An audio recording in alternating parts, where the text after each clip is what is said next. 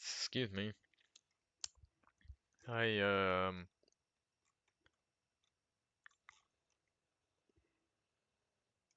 I I ended up doing event art,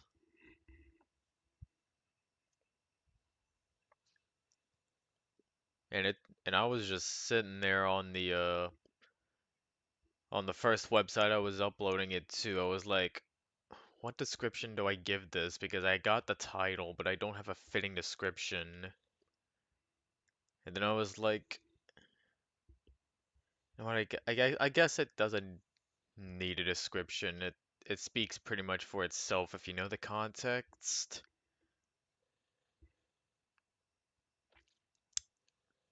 So yeah. Also, goddamn it, roses are pretty hard to draw. Why do I keep including them in things?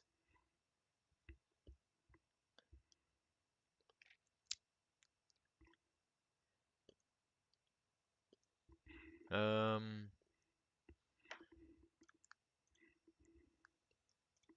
yeah, this is just a vent piece that I sort of drew because like I'm still on the upset about the Shrooms mistreatment sort of thing.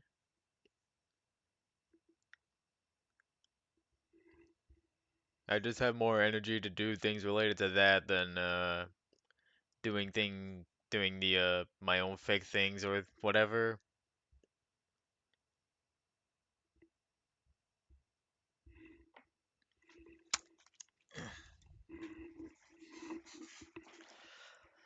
Yeah. Get myself situated. Drinks are ready.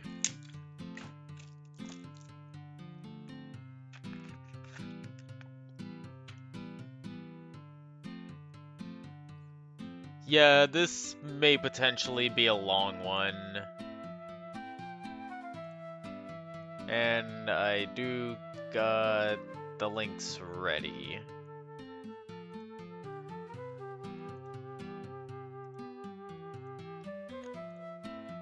Just 3 more minutes until it begins.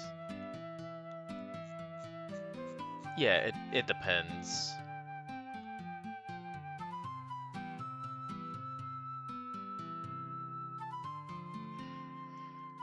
Just gotta wait and see if more people join.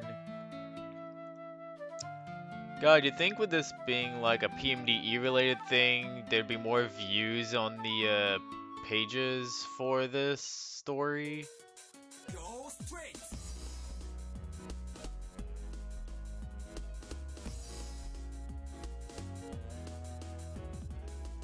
But Are you ready? That's right. Let's fly.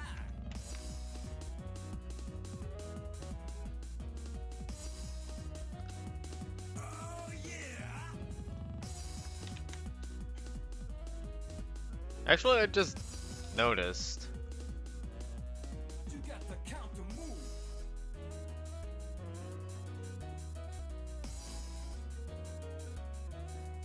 This is the max. Yeah, I sometimes wonder if any of the old players do sort of stumble upon my videos. You move. It would kind of be surprising for them to see someone Yeah. who has like no experience on this delve into the something that's been a part of their childhoods or young adulthoods or teenage hoods and essentially try to make sense of it all and also somehow getting really fucking attached to one of the characters. This is the max counter.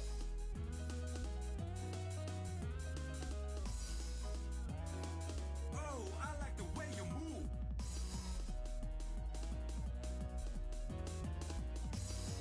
Oh, unbelievable.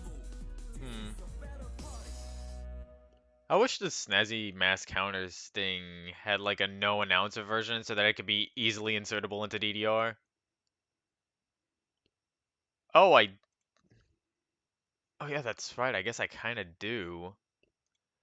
Um, Let me see if I can pull it up from the sprites folder. If I can remember where the heck it is.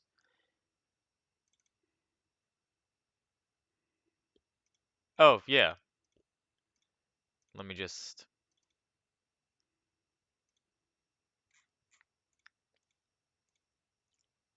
Yeah. Family tree still surprises me.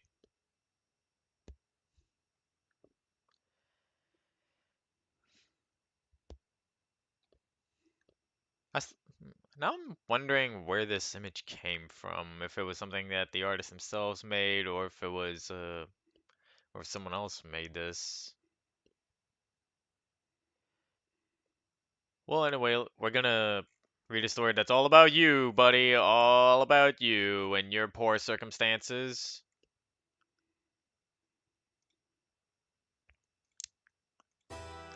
So, welcome to day 26 of PMD-E readings, where we're going to be reading all 5 parts of Fresnel's Error. Yes, that's right, all 5 parts. You see over here where it says part 1 and 2? Well, those are the only ones on the wiki, and the only way you can read the rest of them is through someone's DeviantArt page. Hmm.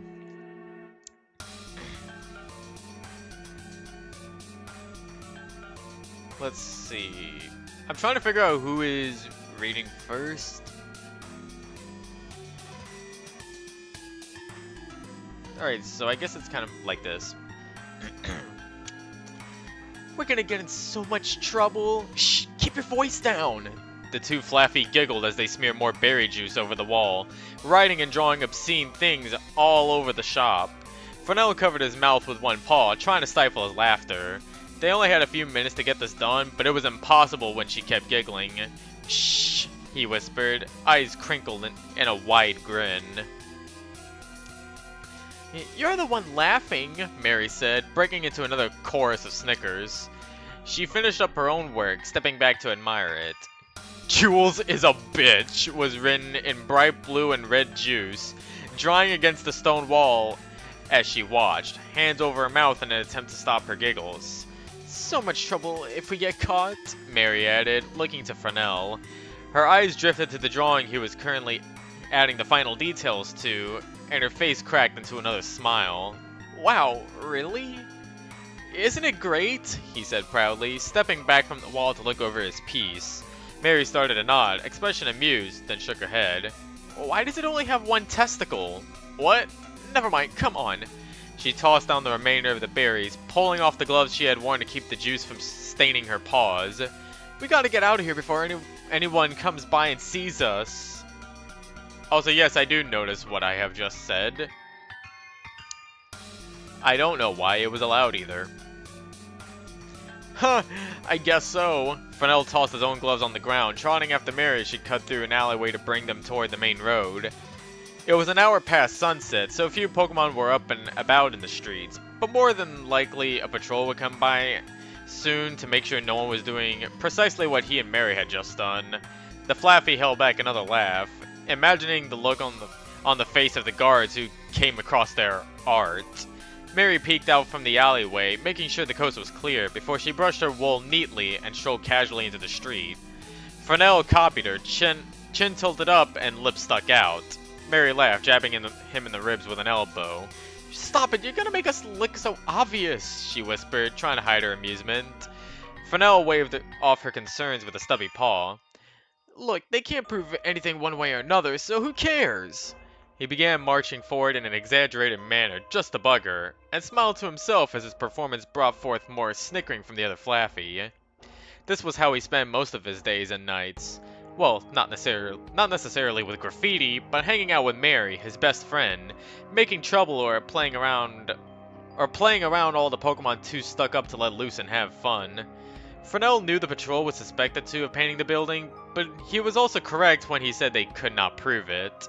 They hadn't seen, they had nothing on their wool or skin to point to their usage of berries, so all the patrol had were suspicions that they could just sit on for all he cared. He turned his head curiously as Mary gasped, looking up at the sky in shock. Sheesh, I didn't realize how late it was. Fresnel grimaced, looking up at the moon's position in the sky. Oh, yeah, I think I was supposed to be home a long time ago. Mary shook her head, laughing lightly. Sure, make your mom worry, Frez. Anyway, I have class tomorrow, so I need to get home and go to bed. This elicited another expression of chagrin, but he grinned for Mary, nodding. Yeah, you better make sure you aren't late for class. You don't want Jules giving you another talking to about tardiness. Mary slapped his shoulder. It's because of you I get in trouble, you know, she chided him, but she was smiling. I do have to go, though. I'll see you tomorrow after class, okay? Yeah, he responded, watching her turn and race away down the street. Unlike her, he did not have much worry of being home later than expected. He imagined her parents were rather strict with their daughter, making sure she got enough sleep and rest and stayed out of trouble so she could excel in her engineering class. Fresnel grimaced again. Engineering. He would have liked to be in one of those classes, but he was not allowed. Fresnel sighed as he continued down the empty street, his mind wandering to various topics as he made his way home. His eyes slid over the magnificent buildings that bordered him, spires made of steel and stone, as the name of his home implied. Steel City, a place of incredible talent and advancement, where technological progress drove nearly everyone's lives forward. Whether you were a repairman, a peddler of wares, any sort of shop owner, or, in rare cases, an engineer, their lives circulated around and even depended on the invention of mods before them. That was how it seemed to him, in any case. He had heard of other cities outside his own where they lived in wooden huts, cooked with fire, and needed the sun for a light source. He glanced up at a lamp as he passed, only one of hundreds picketing the streets all throughout his home. What did they do when they needed to work in the dark? Torches just seemed so dangerous and barbaric. He wondered often if everything he had heard of the outside world was true. I gotta switch. You know, I'll put you on in the other monitor. He had once voiced aloud to his mother that it seemed selfish to hog all this wonderful technology to themselves, but she had merely smiled and shushed him, stating that the law was the law, and this was just the way things were. Nothing taken out of the city, no one allowed in without extra special permission. There was no point in arguing the matter, so he did not. Fresnel's thoughts vanished from his head as he realized he was standing before his house. You could see the lights were still on through the front window, so his mother had certainly stayed up to make sure he came home safely. He smiled sheepishly, trotting to his front door and pushing it open carefully. His mother never yelled, never scolded, but he knew that she herself had to be awake early for work, and so his coming home late meant she was missing out on much-needed sleep. He closed the door behind him, trotting forward into the living room. His mother, a pretty Ampharos named Anbari, was dozed off on their couch, a pillow held on her belly between her paws. He noticed the plates sitting on the table before her, the food untouched, and a guilty surge jolted through him. Of course, she had made him dinner, and he had let it go cold. Fresnel was just thinking of trying to sneak the plate up to his room to allow his mom to sleep when Anbari's eyes fluttered open. She made a small yawn, giving a jerk of surprise when she saw the Flaffy standing before her. "Oh, Fresnel," she smiled, standing up as he trotted closer. She patted his head, looking sorrowfully down at his meal. "I made you dinner, but I'm afraid it looks to be rather cold by now. Would you like me to heat it up for you?" Fresnel shook his head quickly, seating himself before the table and pulling the plate closer. No, that's fine, Mom. Your food is good, whether it's cold or not." Anbari smiled sweetly, patting his head lovingly. "You're such a good boy. Well, you eat up. I'm afraid I need to make my way to bed." She glanced up at their clock. "I have to be up in a few hours." Fresnel nodded, eating his dinner with a gumption. He hadn't exactly realized how hungry he was until the first spoonful hit his tongue, but now he felt ravenous. He wondered when was the last time he had eaten. "No problem, Mom. You go to sleep. I'll be home earlier tomorrow so we can eat together." Anbari smiled at him again and nodded with a bow of her long neck. "I'll hold you to that," she teased, pinching his horn. "Good night, darling." She turned to the staircase that led up to their bedrooms, making her way carefully up the steps toward her bed. Fresnel watched her go, then looked back down to his half-eaten plate of food. His mother was an engineer, working under the very same Raichu who was teaching Mary, Jules. The Flaffy sighed, poking at his dinner half-heartedly. He would have liked to try being an engineer himself. It was fascinating work, not to mention well-paying, rewarding.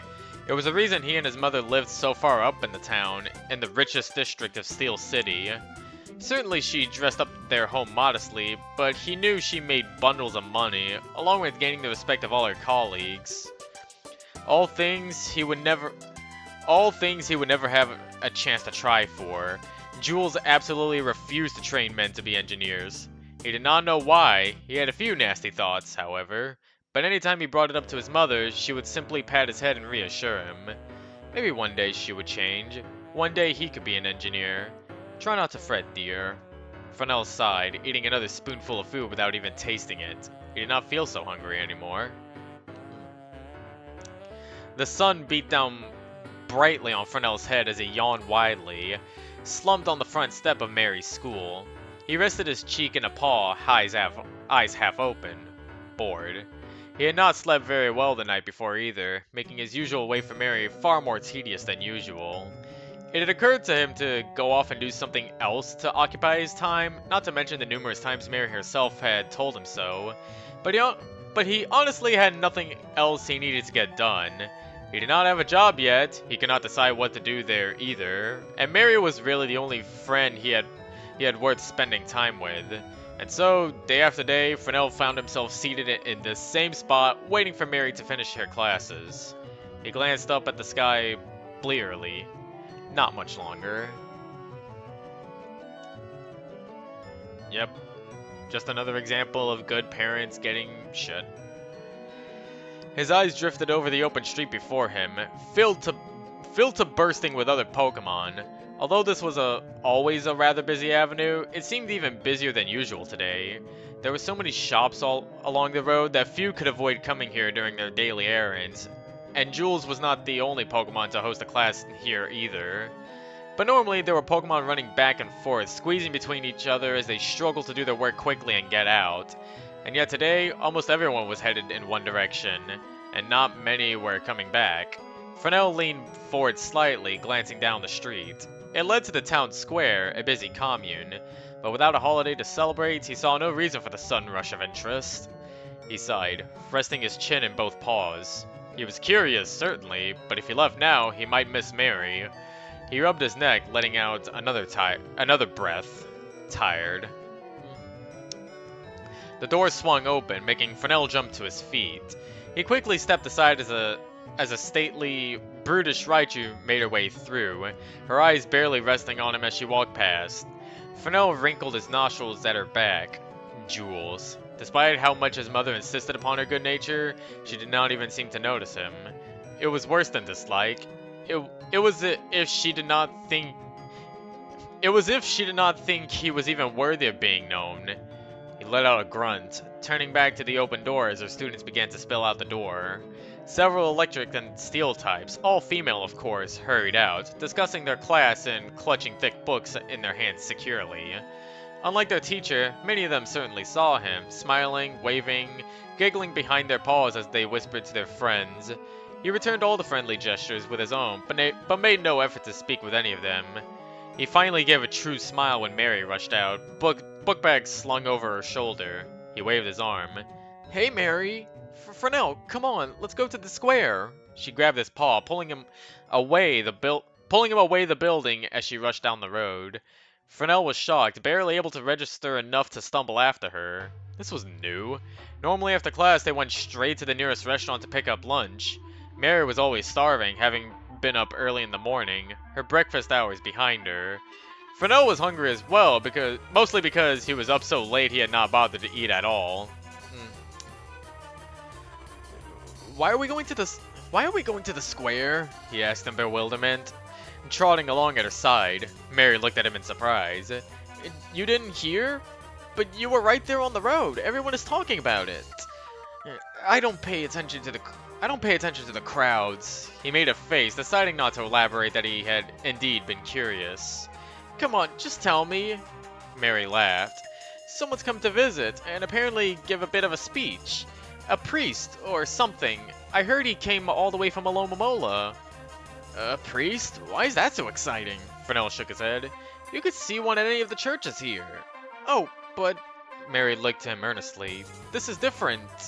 He came from outside the walls. No one can even come in without special permission. I want to see what he's like. Her eyes looked forward wistfully. Maybe their religions are different too. Fresnel was not all that interested in seeing a priest, outsider or no, but he could tell Mary was going whether he followed or not. He decided there was no harm in tagging along, and who knew, maybe it would be very informative. Maybe he could tell Fresnel if everything he had heard was true. His ears prickled as his interest began to peak. Up ahead, he and Mary could see the huge crowd gathered all around the town square, but unfortunately, it already seemed to be dispersing. Fresnel grunted, slowing to a walk as he looked over the Pokemon parting to go back to their errands. Mary let out an annoyed breath. Dang, we missed it, she grimaced, putting her hands on her hips. If only I hadn't been in class. Fresnel chuckled, about to make a joke, but then he caught sight of a strange yet familiar Pokemon standing in the center of the square, just before an ornate sprinkling fountain. Fresnel tapped Mary's shoulder, pointing to the fellow. It was very clearly not a native of Steel City. Nearly all the Pokemon who lived on the upper level were electric or steel types. Certainly there were no rock types this high up in the city, as this mon appeared to be. Rock types tend to dwell lower down, where his mom forbade him from going. Not that he listened, but... In any case, the collar the stranger wore around his neck, made of orange and black material, was not something he had ever seen anyone wear before.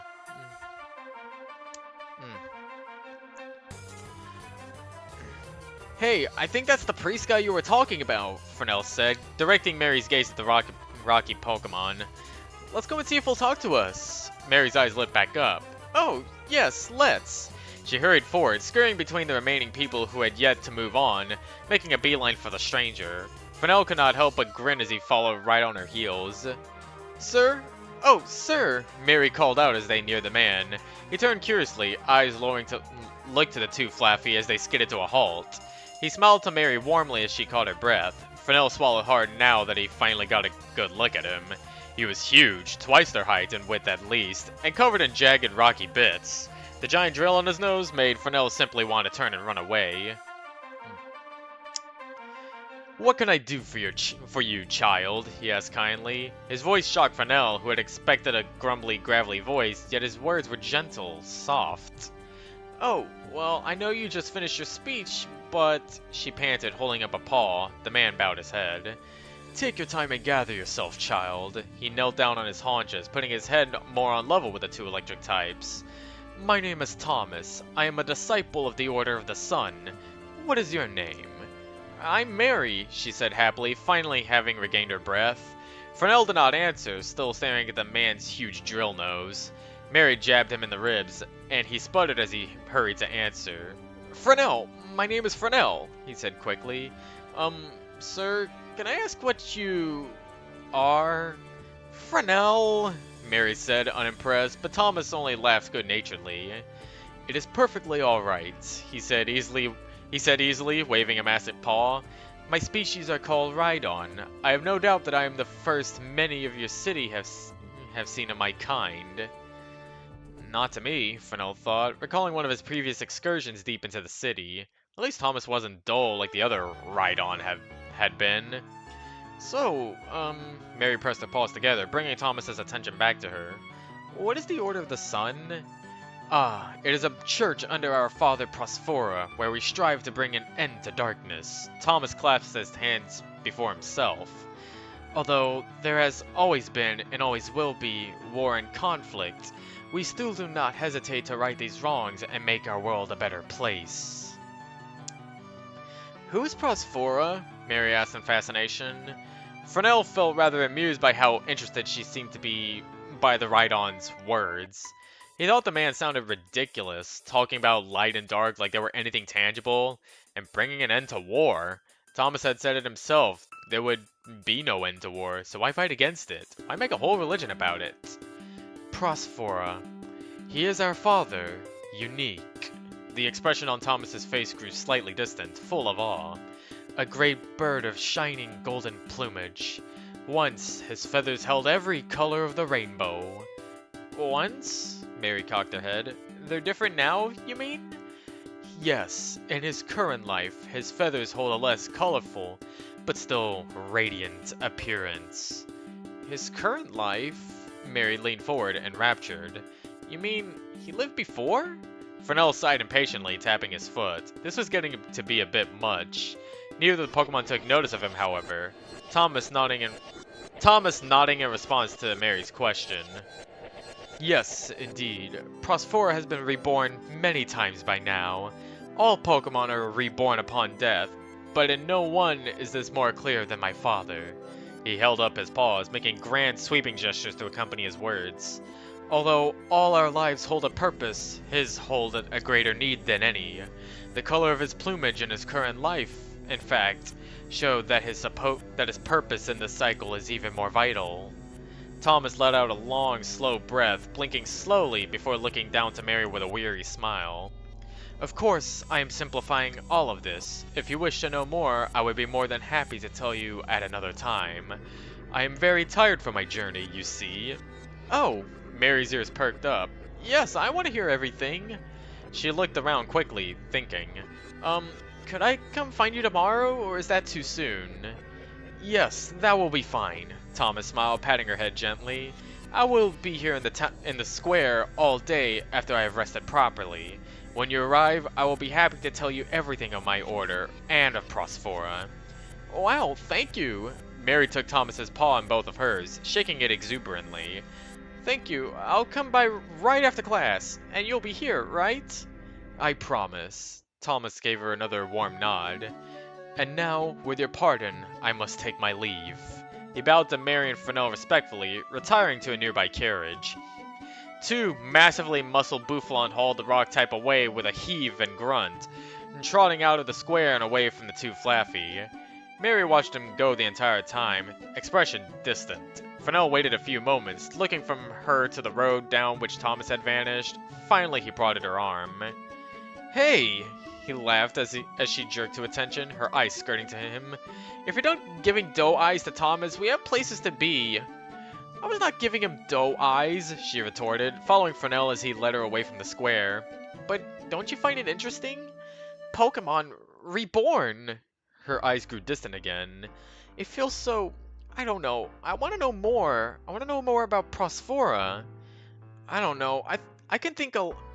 I can think of a lot of Pokemon I would be happy not to see in this life, let alone another, Fresnel chuckled, shrugging. Well, as long as you find it interesting. Do you still want to hang out tomorrow? Oh, sorry. I'm sorry. I didn't even think... Mary shook her head, then smiled to Fresnel. Of course I do, silly. I'm not sure how long I'll be with Thomas for, but I'll come to your house after we're done, okay? Fresnel smirked. Of course. I'll be waiting. Now, let's go get lunch. I'm starved. He took her by the hand and ran away from the square, hurrying down a street that he knew would bring them some excellent curried food. Well, that was really an error, wasn't it? But then... Dun dun dun... Part 3! I guess they just do writing first and then wait for Glib to draw art, which is why only parts 1 and 2 were up.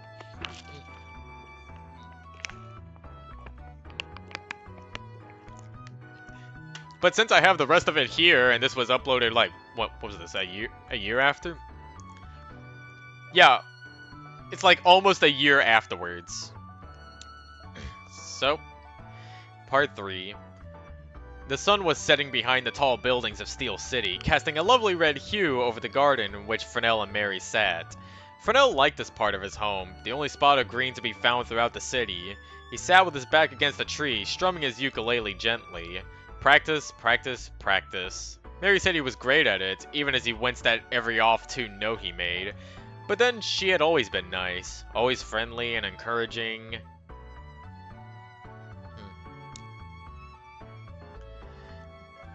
Always. Even now, as she spent more and more time with that Rhydon priest Thomas, discussing what he didn't know, religion, good and evil, reincarnation, things Fresnel found interesting at first, but now he was weary of it all. Weary of Mary constantly rushing past him after class, calling back apologies and promises to see him the next day, and then the next. At last, after more than a week of such nonsense, he had Mary all to himself again. Just the two of them, alone, enjoying each other's company. Yeah, Pete Glib didn't write this. It was a different writer. Plink. Fresnel cursed, glaring down at his broken ukulele string. Those did not come cheap.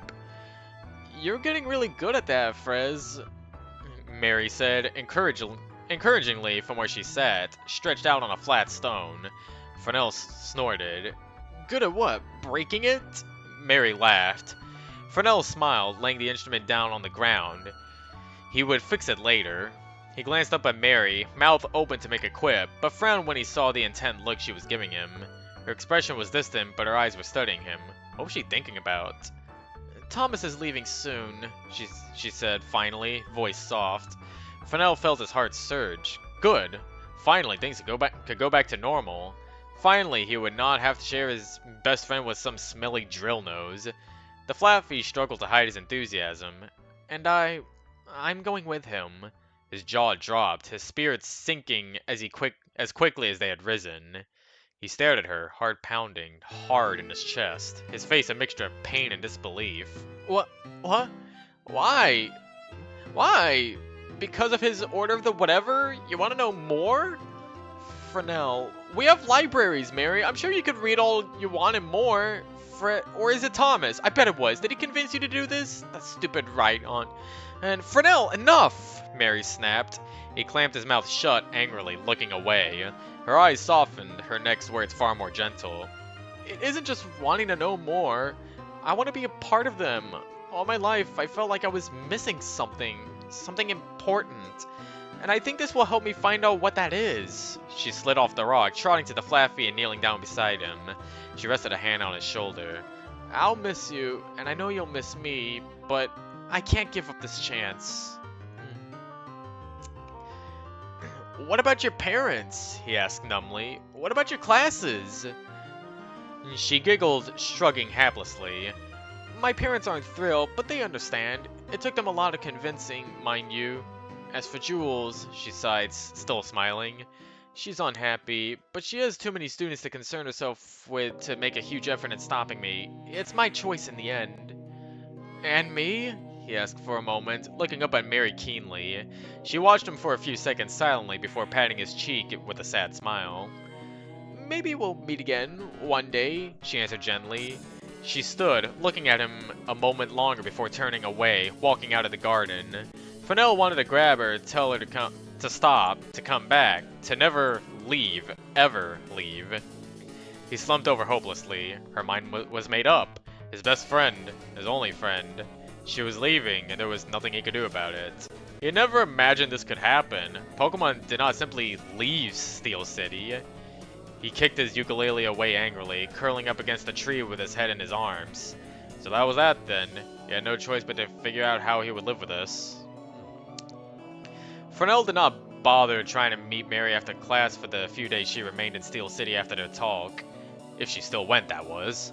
Fresnel barely even left his house, choosing to sit in his room strumming dead notes on his clumsily fixed ukulele, or trying half-heartedly to engage himself in a book or writing, or really anything to take his mind off of everything. The rest of his time was spent attempting to sleep, and failing much of the time. His thoughts were too sorrowful to allow his brain to rest.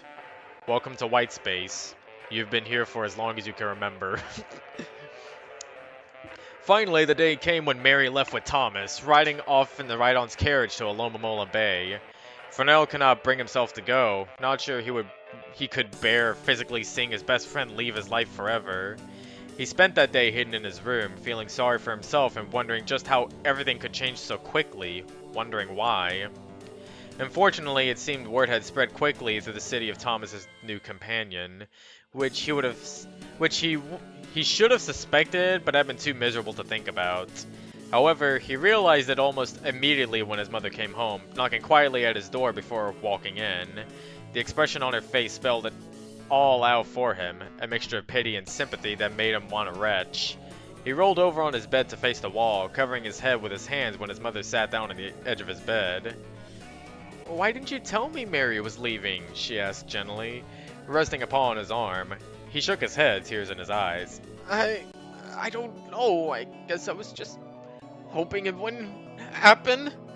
He sniffled, fruitlessly trying to stifle his sobs. I was hoping maybe she'd realize what she was missing and stay.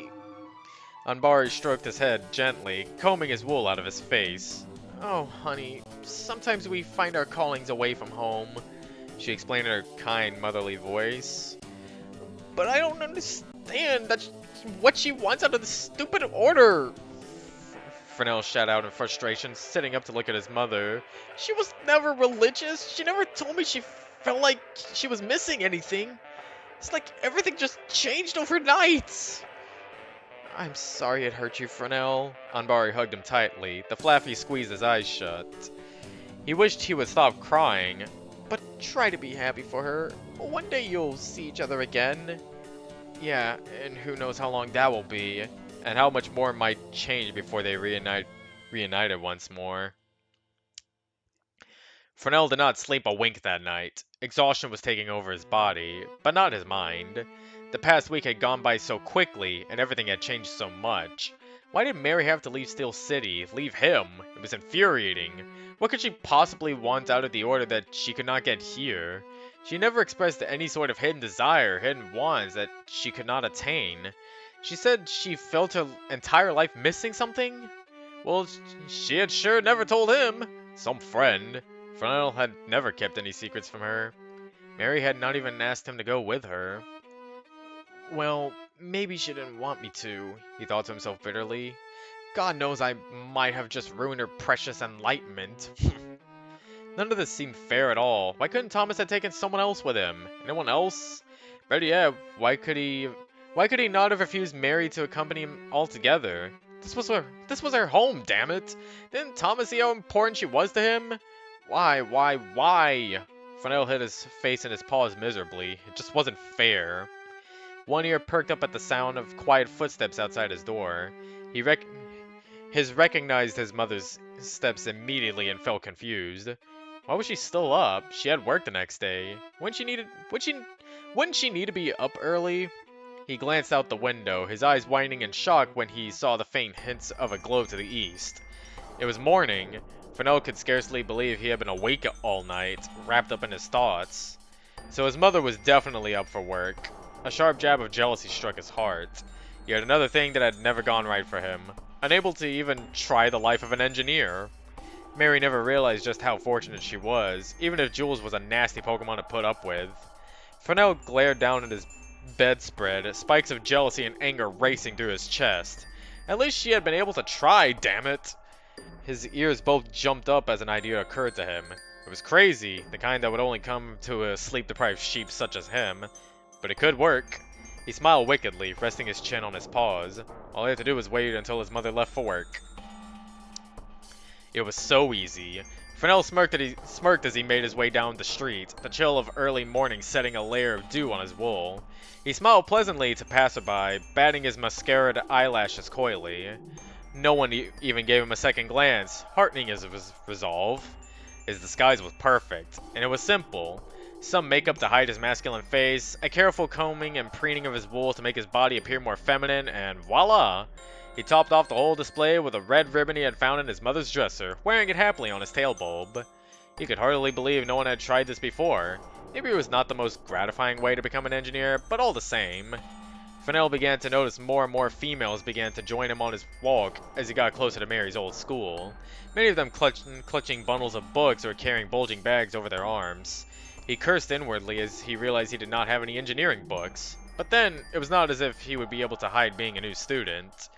He would just have to get the books in class or find out where he was supposed to buy them. Not that he knew of any bookstores that sold engineering books. Wouldn't want any men getting the wrong idea. He scoffed, shaking his head. Well, now he was going to be learning right under Jules' big nose. The school was in sight now. Fresnel swallowed hard, steps faltering. His confidence wilting a bit as butterflies danced in his stomach. His disguise was good, but what if he were caught? He did not even know of the consequences of sneaking into the school. After all, he had never heard of anyone even trying. Maybe there was a good reason for that. He tapped his paws together, trying to muster his resolve again. He was this close, he couldn't turn back now. Oh, hello. Fresnel jumped at the bright voice beside him, his face turning red when he heard feminine giggling. He looked quickly to Alexio standing at his side, smiling amiably. Sorry, I don't think I've ever seen you here before. Are you new? Oh, yes. Fresnel struggled to heighten the pitch of his voice, cursing himself once more for not even thinking to practice. I'm Francesca. What's your name? I'm Anika, she replied kindly. She nodded to their school, starting toward it to once more with Fresnel at her side. Her mouth was open to talk, but she seemed to be studying his face. Are you related to Fresnel by any chance? She asked curiously. He almost choked at the unexpected question. What? No, He trailed off as Anika giggled again, shaking her head. It's okay, I didn't mean any offense. He's just a flaffy who hangs around our school after class. Oh. Fresnel cleared his throat, rubbing his cheek. His skin was hot to the touch. He sounds like a creep. Oh, no, Anika said, shaking her head. No, he really isn't. He just wanted to see his friend Mary, one of our old classmates. She smiled. Her smile dwindled as she spoke. But she left a few days ago. It's too bad. I think you would have liked her. If only you knew. That is too bad. Fresnel did not even have to fake the sorrowful expression if he shared with Anika. He looked to the school as the two electric types near the front doors. Fresnel felt his nerves catch up with him again. It must have shown on his face as Anika chuckled at him. Don't worry, Jules isn't as mean as they say. Have you ever worked in engineering? No, actually. He smiled sheepishly. Anika was simply shrugging. We'll catch you on. Don't worry, I can help you. A chorus of cries arose from behind them, startling Fresnel once more. He and Anika turned to see a half dozen women trotting toward them quickly, calling out greetings. He recognized all of them from when he had been waiting for after class for Mary, and hoped dearly they did not see through his disguise as Anika almost had. He took a nervous step back as they crowded around the two Pokemon, all chattering away at high speed. Hello, Anika. Did you finish last night's homework? Who's your new friend? Does anyone have yesterday's notes? Although Anika seemed to be following along with all 6 conversations at once, Fresnel felt dizzy just trying. He rested a paw against his temple, shifting back another step. He did not remember ever having to socialize with so many Pokemon. Girls, this is Francesca, Anika said loudly, waving them all to silence. She's new to engineering. Oh, wow! A Pikachu looked over him curiously, black-tipped ears perked. We'll help you catch up, Alairon cried, smiling. Are you related to Fresnel? An Electabuzz asked. Anika giggled as the Flaffy blushed again. I asked the same question. She could do worse than resemble Fresnel. I guess I just have one of those faces, he said, smirking as the girls laughed. Well, at least everyone seemed nice, and none of them suspected a thing, laughing off the chance resemblance as a coincidence. I hope there's a good reason we're all standing outside, a stern voice said behind them. The girls squealed in surprise, Fresnel blanching when he saw the Raichu looming over them with paws on her hips. Jules scanned them all over slowly, her gaze finally settling on Fresnel. We were saying hi to our new class member, Anika said happily, gesturing a paw to Fresnel. He waved shyly to the taller Pokemon as she locked her eyes on his. New class member? I don't remember hearing I was getting one. Jules poked the Flaffy in the chest, leaning forward. What's your name? Francesca, he answered nervously. Jules glanced him over once more before smiling slyly. I see. Well, I'll let it go, but tell your parents to organize this all with me later. She clapped her paws together, raising her voice. Now, all of you get your tails inside, she called, ushering the girls inside the school. Fresnel hurried along with the others, heart pounding with nerves and elation. He had made it. He had fooled even Jules, and now he would be learning engineering right under her fat nose. Of course, he'd have to figure out how to get some fake parents to officialize everything for him, but he was sure he could work that out. The hardest part was over with, and now he finally had the chance to do something he had wanted to do dearly for so long. Does this FabMe link work? Oh, and it also says So with Peaky's permission, I decided to upload the rest of Fresnel's error, as well as another story I had made that delved even further into his past. I did all the writing, although PK did add a few phrases or edit some lines if it was needed. I really liked writing this. I really liked the writing for these stories. I think I did them pretty well. I was given a lot of creative freedom as long as I made sure a few key things happened, such as Fresnel sneaking into Jules' classes. Admittedly, I was not fond of the idea, but I did my damnedest to create a character and circumstance where Fresnel deciding to dress as a female to become an engineer would be plausible. I believe I did well, just to toot my own horn. Not to speak ill of Boyo and his ideas, mind you. Like I said, it did show a desperate side of Fresnel, a flaw in his character, and impulsiveness without thinking. So while I would have done it differently, I still think it was interesting, and it tested my abilities as a writer. I think this works. Yep. Part 4. That does have me wondering, though,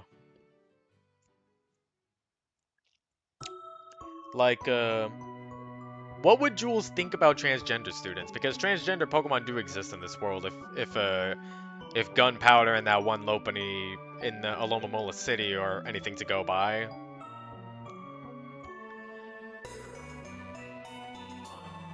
Game theory.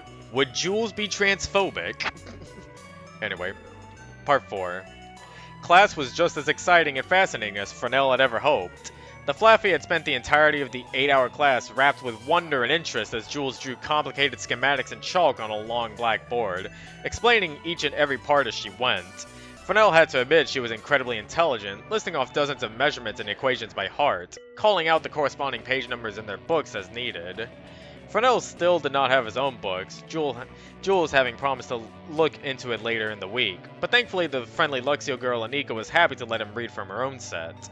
She pointed and explained everything to him in a hushed voice when his expression grew lost, unable to keep up with the flood of information, and by the end of the day, Fresnel felt sure and confident of himself. His classmates were very friendly, and he found bits and pieces of Jules' lessons were already clicking in his mind. He almost could not believe it when everyone began packing their books up, Jules dismissing them while calling out their assignments for the night. Although he was rather disappointed, relief flowed through him as well, as he did not think he could possibly pack any more information into his brain that day. He did not think he had ever had to process so much in his entire life. He stood up from his desk, following the girls out the door and hoping he was excused from homework until he had his own books. Not that he thought he would be able to complete it on his own yet. In any case, Fresnel had only taken a few steps toward home before Anika called out to him. "Francesca, where are you going?" she asked, trotting to his side with the other girls he had been introduced to that morning. "Oh, I was just going to head home," he said, smiling. "I mean, I have no plans, so... Well, we're going to lunch if you want to join us," the Pikachu Holly offered cheerfully. The others nodded, giving their own assents and looking to him hopefully. Fresnel hesitated, wondering if he should really risk revealing himself any more than he already was. But then, he never had friends to go out with, did we?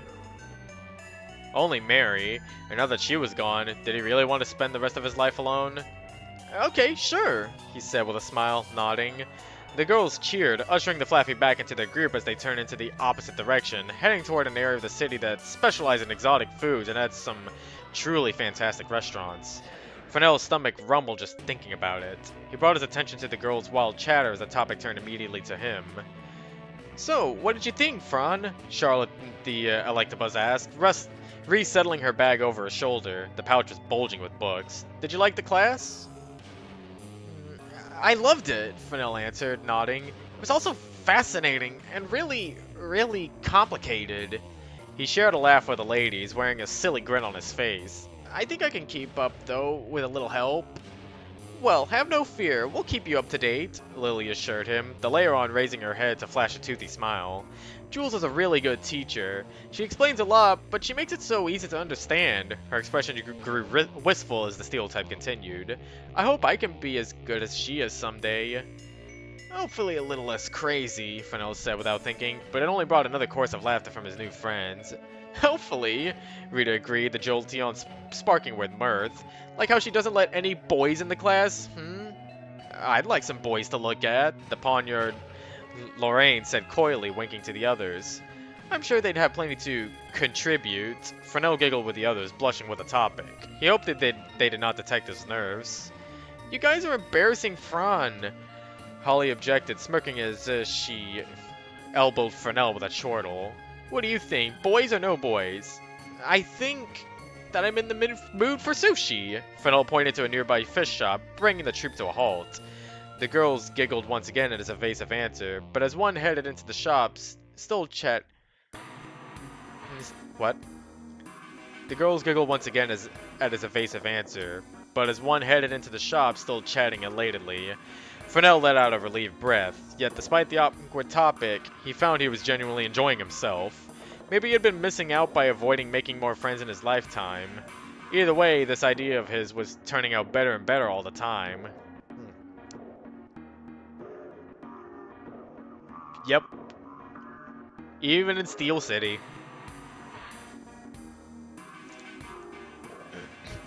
Fresnel sighed contentedly as he headed home, stomach full and mind sleepy.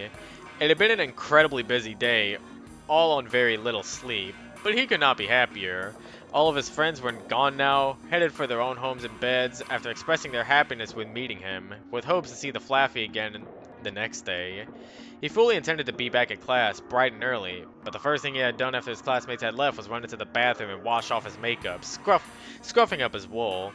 It was almost a relief after wearing this stuff all day, and Fresnel knew if there was one thing he would avoid if he could, it was having to wear makeup daily. If only he had another way to look more feminine. The streets blended together in a haze as he neared his home, his thoughts turning to his mother. He was not sure what he was going to tell her, and it made him anxious. He did not feel comfortable spinning lies to his mother as he had been to everyone else. He would have to think of something, but he had time. More than likely, Anbari would just be happy to see Fresnel no longer cooped up in his room. As he finally approached his door, a feeling of apprehension washed over him. He could see two figures moving about inside the house, two silhouettes that were familiar to his eyes. One was definitely his mother, seated on the couch with a pillow in her lap. The other caused his stomach to plummet as he recognized her. Jules. It was Jules. He swallowed hard, clasping his paws together tightly. What was she doing here? Granted, the Raichu was his mother's boss as well as a teacher, so it could have been simply business. But never had she come to their house before. Did she know? Fresnel crept to his door, opening it quietly as he snuck inside. He did not want Jules to know he was here just yet. He wanted to see what was going on. He crouched down just outside the entrance of the living room, ears perked to listen. Unfortunately, Dorota has gotten the measurements entirely wrong, so we'll have to start from scratch. Fresnel frowned. Jules seemed to be in the middle of some work-related rant. Maybe he was Snake. The contractors aren't happy, but they're still arguing amongst themselves, so we don't have to worry about them breathing down our necks anytime soon. I've heard we're not going to meet deadline with all these delays, Anbari said softly. Jules chuckled.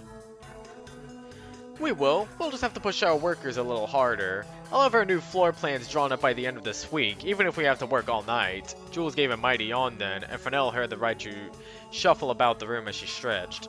Speaking of, I need to get back to work, as nice as this visit was. If I'm gone too long, Sequin and Anita will try to slip off again, and I don't need to beat their asses any more than I already do. Oh, are you sure you don't want to stay for some dinner? Anbari offered, voice perking up. Or I can throw together a small lunch if you'd like. I appreciate the offer, Anbari, but with the night I have ahead of me, a full stomach will only slow me down. Fresnel gave off an inward sigh of relief, glad he would not have to put up with Jules' company, or risk her recognizing him. He shuffled back into their small closet as Jules began making her way towards the front door, hiding behind some scarves and jackets. Well, have a good evening, Jules, Anbari called, Fresnel creeping back further as the Raichu's legs appeared before the closet. You too, she paused, then added. You and that daughter of yours. Fresnel was not sure if his stomach could have dropped any further than it did at that statement. Surprised, Anbari's voice was confused as she queried. Daughter? But I don't have... Surprised? I don't blame you. I didn't know Fresnel was a girl either. With that, Jules walked out the door, closing it softly behind her. Fresnel stayed in his hiding spot, staring at his paws blankly. God, she knew. She had known all along, saving it inside her all day just so she could come home and tell his mother. God damn it. Fresnel slapped his paws over his face, clutching at his skin tightly. There was no going back then, that was for sure. And no more going to see his new friends either. He was sure Jules would tell them all, and knowing that he, Fresnel, had dressed up as a woman and snuck about with him all day was sure to label him as some sort of freak. Could he blame them? An idea he had thought so ingenious now sounded so ridiculous in his head. Dress up as a woman? Fake being one for, what, the rest of his life? Stupid, stupid, stupid. Fresnel wanted to just hide in the closet forever, but he needed to face his mother sometime. He stepped out of the closet slowly, gulping as he walked into the living room. Anbari sat on the couch, pillow clutched in her lap, eyes distant. She did not notice her son's entrance until he was right before her, and finally her gaze shot up to him with surprise. "Oh, Fresnel!" She hopped to her feet, letting the cushion fall to the ground, and hugged the Flaffy tightly. "Fresnel, my little Fresnel." Hi, Mom," he said awkwardly. Did she know he heard everything? Should he tell her? "You've always been such a good boy to me, Fresnel," she continued before he could decide. "Ever since your father passed away, a very good boy." She pushed him back slightly, looking at him keenly with bright eyes and a smile that seemed a little forced. "I'd like it if it stayed that way, Fresnel. You'll stay out of trouble, won't you?" Yeah, Mom, I will." Fresnel nodded, giving a forced smile of his own. He wanted to say more, but the words were snagged in his throat like dry shells. Instead, he simply watched as Anbari paced the length of the couch back and forth several times before halting again. She nodded as well, turning back to him and smiling. This time, it was genuine. "Good, very good." She rubbed her eyes wearily, walking back toward the Flaffy to rub his head. "Well, I'm off to bed," she continued after a moment, trotting past him to the stairs. "I need to be up early and all. Good night, Fresnel." "Good night, Mom," he said weakly, watching her disappear up the stairs. He flopped on the couch despairingly, wrapping his paws over his face. His entire day, his plan, was a disaster. All he had managed to do was get his mother in trouble, embarrass himself, and waste his time. Now he was back to square one. A lonely Flaffy with no friends, no job, and he most certainly would look like some sick pervert now. A man who dressed up as and hung around women. Oh, if only Mary could see him now. Stupid Jules. Her and all her ridiculous rules and policies and other stupid things. He felt so angry and so impotent, unable to vent his frustration, unable to voice his feelings to anyone. Normally he would tell Mary, but she wasn't here. His mother, as lovely and kind as she was, would only pat his head and tell him that's just the way things are, and he did not dare try to see his ex-classmates in any way, not after today. He shook his head vainly, letting out a huge breath. What a waste. What a waste. His angry thoughts continued to whirl in his head, always coming back to settle on Jules. This was her fault, really. Why couldn't she teach boys? What was so terrible about men that she could not handle teaching even one? His mother was an engineer. Didn't she think he could have something to contribute? He'd been in her class and nearly kept up, sort of. Jules had never given a reason he knew of for refusing to teach males. What a stupid rule. But then, wasn't the whole city stupid? The whole, you can leave the city but you can't come back in, boil his blood just thinking about it. The xenophobic attitude toward other Mons, not letting any into the city to maybe have a chance at diversity and refusing to share their technology with the outside world. They had such amazing wonders that every single Pokemon took for granted. But what about the people outside the city? What about Mary, wherever she was going? Would their lives not be improved with just a few of their everyday items, such as lights and heat that did not require a flame, building material beyond wood and stone, ways to communicate with others without needing messengers or letters? It was then his eyes fell on the small black box on his table. He frowned, leaning forward to look at it more closely. It was square, with a few slits in the metal on one side, underneath which were several red boxes. His eyes widened. It was a communicator, a walkie-talkie that construction workers, engineers, and many other professions used to communicate when the Mons were not right beside each other.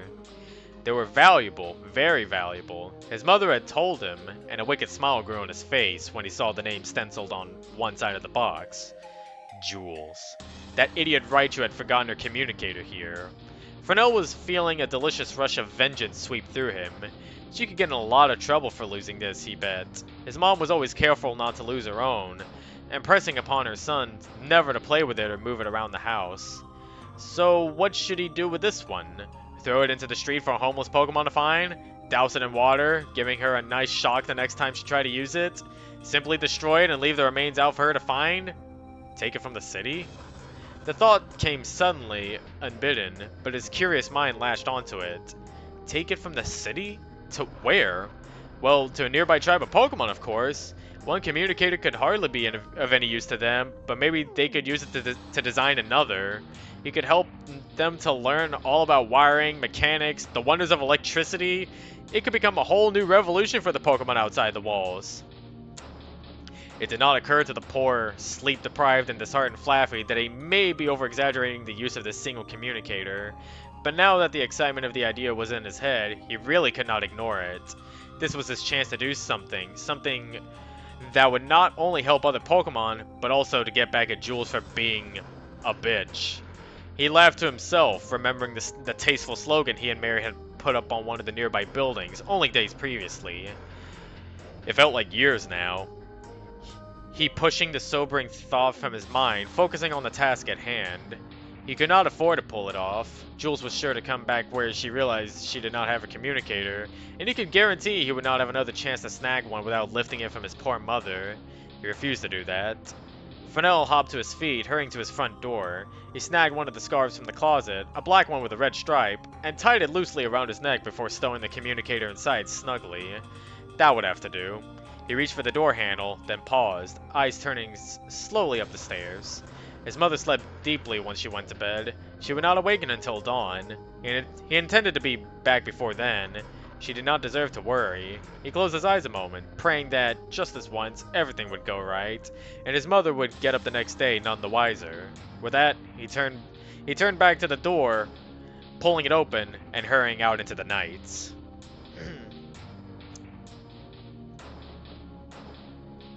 And now we get to part 5. Let me take another drink break.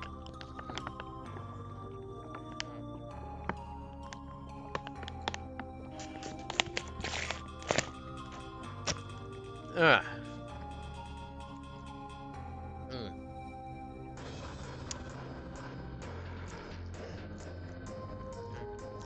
Fresnel huddled in the darkness of an alleyway, the stench of old trash pervading his senses. He was not normally this far down in the city. The poor Pokemon lived down here, and to him, they seemed incredibly dull-witted. It was not him looking down on the poor. No, they just did not seem interested in creating and growing. He hoped the outside Pokemon were more intellectual. He grimaced at the idea of going through with this mission, only to have them look at him blankly, poking the communicator dully. He shook his head, leaning out of the alley again to examine the front gate. He supposed he could turn back, leave the walkie-talkie somewhere and simply go home, but the very thought made him feel restless, bothered, giving up. He did not like giving up. Although the sight of the front gate was enough to give him second thoughts. He shivered with a combination of nerves and the chill night air. A huge wall of reinforced steel circled the entire city, rimmed with large spikes and lengths of barbed wire, and if the wall were not enough to drive off potential visitors, the gates certainly did. 2 giant metal doors, which required the biggest set of gears and hinges that Fresnel had ever seen just to open, with loud groans and creaks that could be heard throughout the entire city. Huge spotlights washed the area aglow, more than even the sun could muster, allowing the sentries on duty to catch sight of any visitors or foolish would-be thieves long before they made it to the doors. Similar lights were perched all along the wall, each one assigned its own guard who could swivel the massive instrument if they spotted anything in the darkness. Fresnel cannot think of any reason other communities would think to attack them, but they would not get far against Steel City's defenses. They intended to stay secluded from the world, no matter what the cost. He wondered how many engineers it would have taken to design the walls or the front gates. He shook his head fiercely, peering forward as he attempted to focus. He had not slept in over a day now, and it was more than wearing on him. Just this one last thing, Fresnel. Then we can sleep for the next week. It was not as if the Flaffy had anywhere else to be. He smiled bitterly, tired eyes scanning the gates again. The first thing he noticed was that the guard was not nearly so vigilant on this side of the wall. That made sense, of course. Pokemon were allowed to leave freely, just not come back without a hassle. Unfortunately, that did not mean he could simply stroll out the front door. Anyone leaving in the middle of the night would appear suspicious, let alone a young teen boy, but he could try to sneak closer, see if there were any details he was missing. Pulling his scarf tighter, he skirted from the alleyway, hugging the walls as he hurried down the street. He watched his hooves carefully, not wanting to knock over a trash bin or kick some loud tin can that would alert the guards to his presence. He slid into a nook in the wall of a building, pressing his back flat to the wall. His breath was coming in heavy through his nose. He was not winded, but he was beginning to feel rather scared. That gate was formidable, and the stern-faced guards patrolling the walls did not help calm his heart. He let out a soft breath, leaning out again carefully. He was close, much closer, and any one of the sentries would spot him if they so much as turned their head. He gritted his teeth. A loud screech lit up the night, and all eyes swiveled to the sky, Fresnel's included. A large Fearow was circling over the walls, calling out mocking cries with its obnoxious voice. "Hey there, girls and boys," she screeched. "How's life in your big cage of a city? This is a restricted airspace," a voice said curtly on the wall, magnified by a megaphone. "Leave now! You will not be warned again!" "You say the same thing every night, you giant bell," she called back mockingly, chortling. She tilted quickly as a ball of electricity flew straight toward her, barely dodging the attack. Fresnel clapped his paws to his mouth, shocked, but the bird was still laughing. "Good shot! Did your grandma teach you to shoot?" Fresnel watched in surprise as more balls of electricity and glowing whites were fired into the air. Surely this was a bit much, although he had a feeling by how easily the Fearow was dodging now that they were warning shots only. For now, anyway.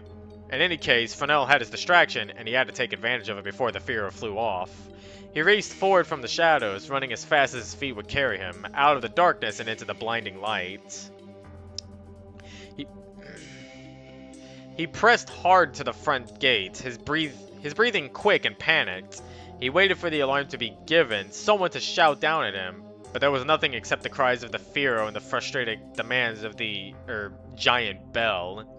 His eyes shot back and forth, looking for some sort of entrance. Surely there was another way through the wall beyond the giant gates that took so much power and energy to open.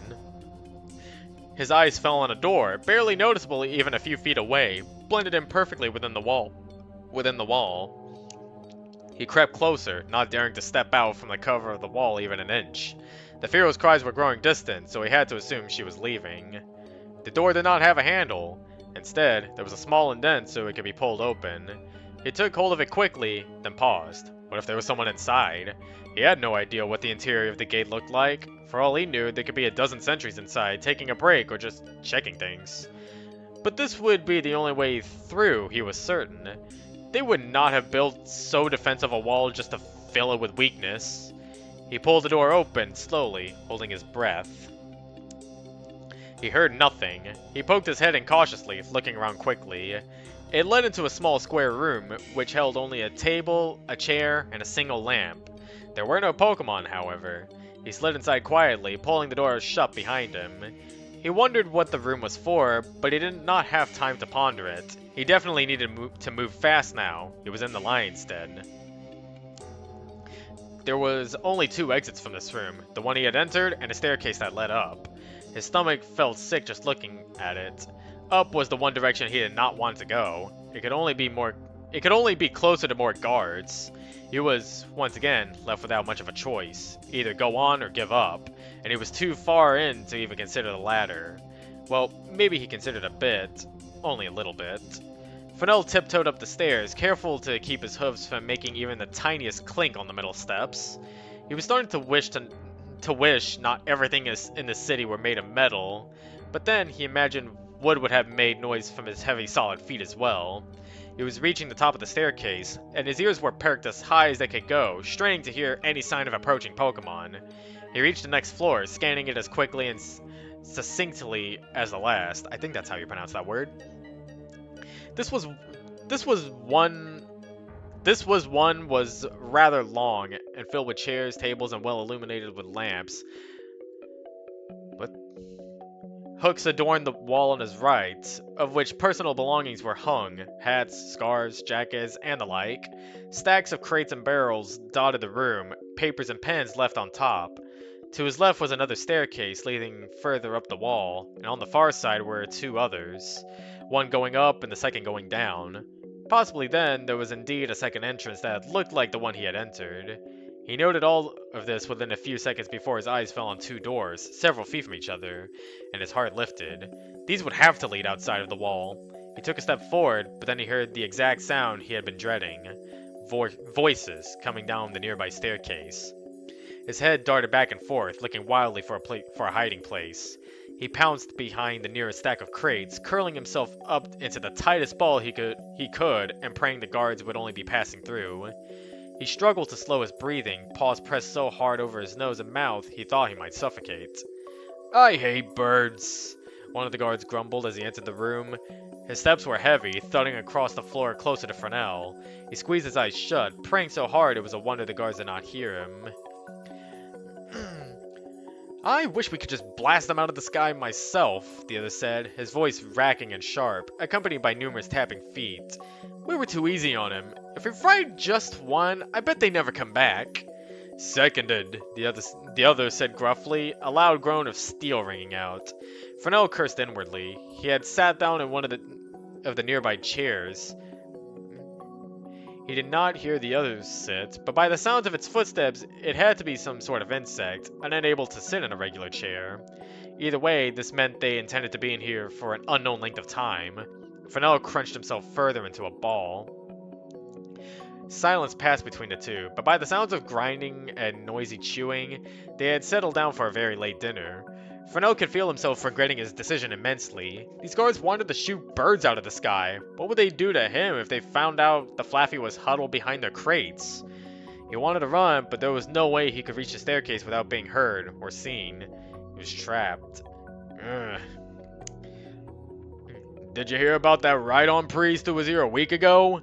Despite his fear, Fresnel felt his ears perk up curiously. The gruff voice answered with a grunt. Okay, so I did that one wrong. "No, must have not been my shift. Where was he from?" "Alomomola, Order of the Sun, the one run by that giant bird." The other guard grumbled growled low in his chest. "Can we not talk about birds anymore, Mud? I swear, just seeing the word on your mandibles makes me want to punch you in the face." Mud chuckled, but even his laugh grated on Fresnel's ears. "Okay, I wasn't gonna talk about the ride-on. Did you know he actually took someone with him?" "What, like kidnapped?" Grumble said angrily. Mud shushed him. "No, metalhead. She went voluntarily. A little flaffy girl." "Oh," Grumble snorted, then let out a rumbling laugh of his own. "What a tool! She left Steel City to go live with priests and lowlifes?" Fresnel bristled at the derisive tone with which the guards unknowingly described his friend. "Well, good riddance, I guess." "She was gonna be an engineer, though," Mud sounded thoughtful. "Jules only takes the best, you know. What do you think that Rhydon told her to convince her to leave?" "Rubbish, I'm sure." The scratching of metal could be heard as Grumble pushed his chair back. "And if she was stupid enough to believe it, that's her issue, not ours." Fresnel scoffed, then hastily covered his mouth in horror. Painful silence arose in the room as the guards stopped their conversation to listen. Finally, Grumble spoke up. Come on. Come on, let's get back before Spunky gives us crap for being late." "You know he hates it when you call him that." "And I hate his existence, so we're square." The guards' words faded as they made their way back up the stairs. Fresnel let out a rush of air, feeling as though he had been holding his breath for hours. He poked his head over the crates, trembling. The room was empty. It was now or never. He leapt over the crates, hurrying for the nearest door and grasping the slot to yank it open. Aha! Aha! Fresnel jumped at the sudden yell, before releasing one of his own as something grasped him tightly in his strong jaws. He was pulled back from the door and thrown down on the floor roughly, slamming into one of the tables and knocking it over with a crash. Fresnel hugged himself tightly, rolling up into a ball of terror. He had never been handled so in his entire life, and his first experience was not one he was enjoying. He kicked away frantically as the guard's clacking footsteps came nearer once again. Hey! Hey, whoa, hold up, Mud, it's just a kid! Eh? Fresnel looked up fearfully, still trembling.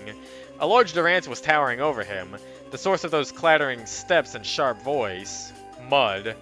Behind him stood an Excadrill, looking at him with a mixture of sternness and amusement.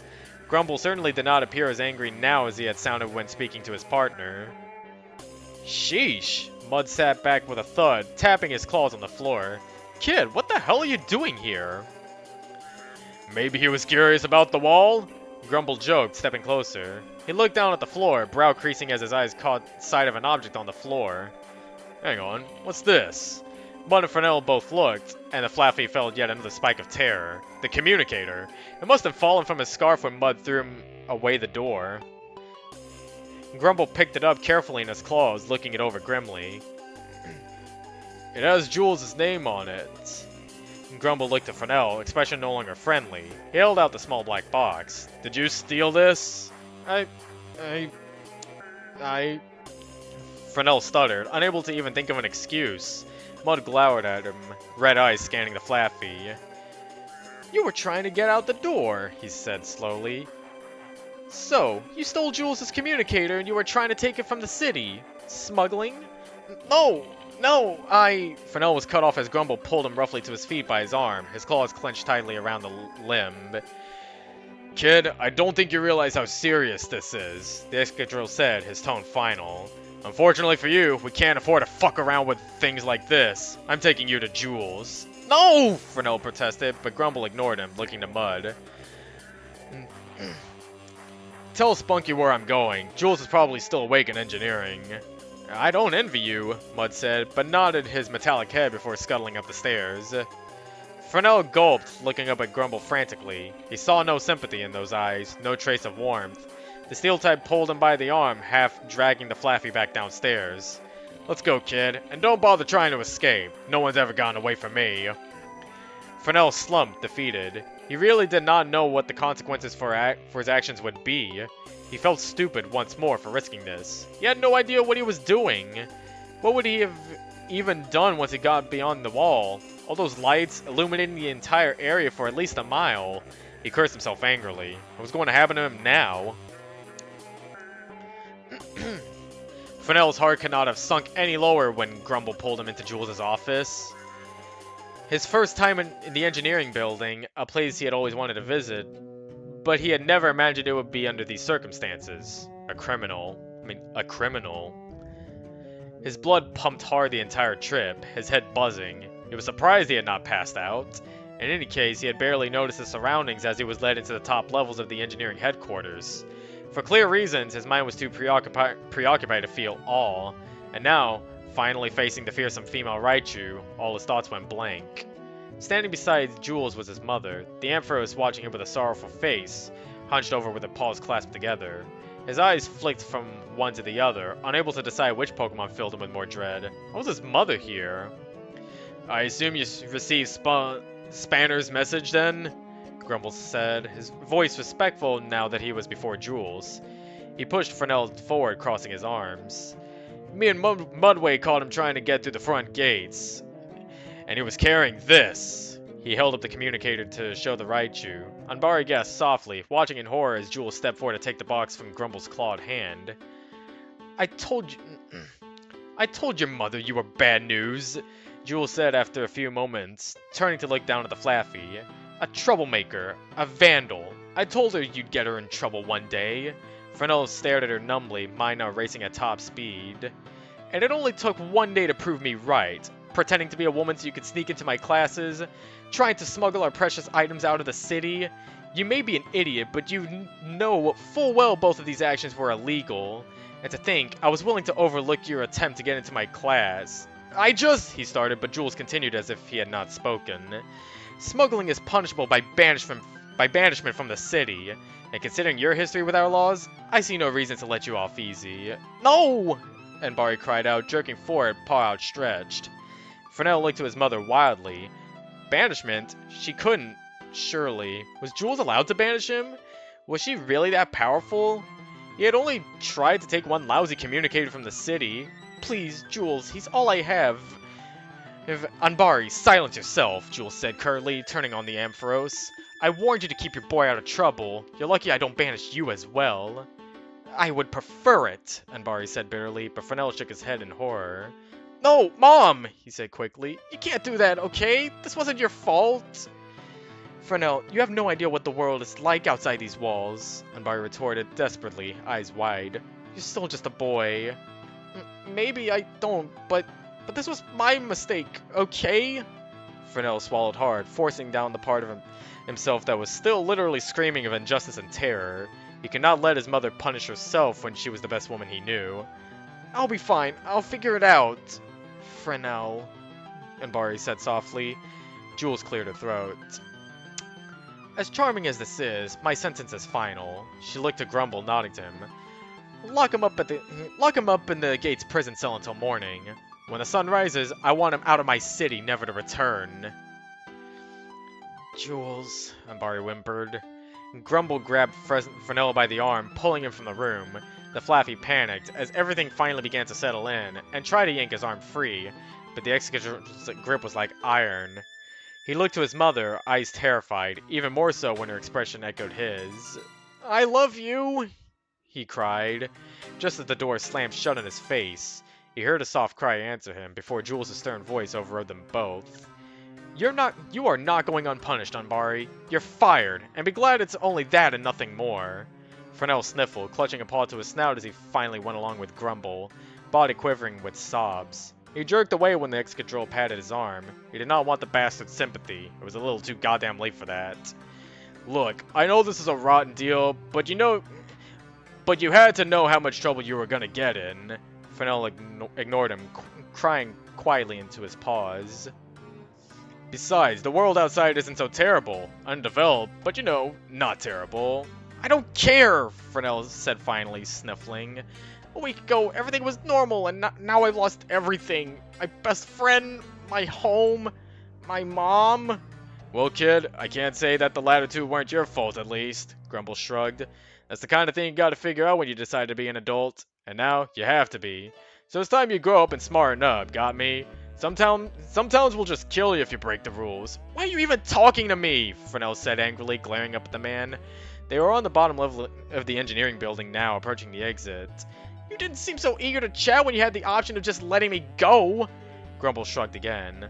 Like I said, kid, when you decide to be an adult and do adult things, like break major laws, you have to deal with the consequences, and my job is to catch the lawbreakers. All I'm doing is giving you some advice, now that the shit's hit the fan.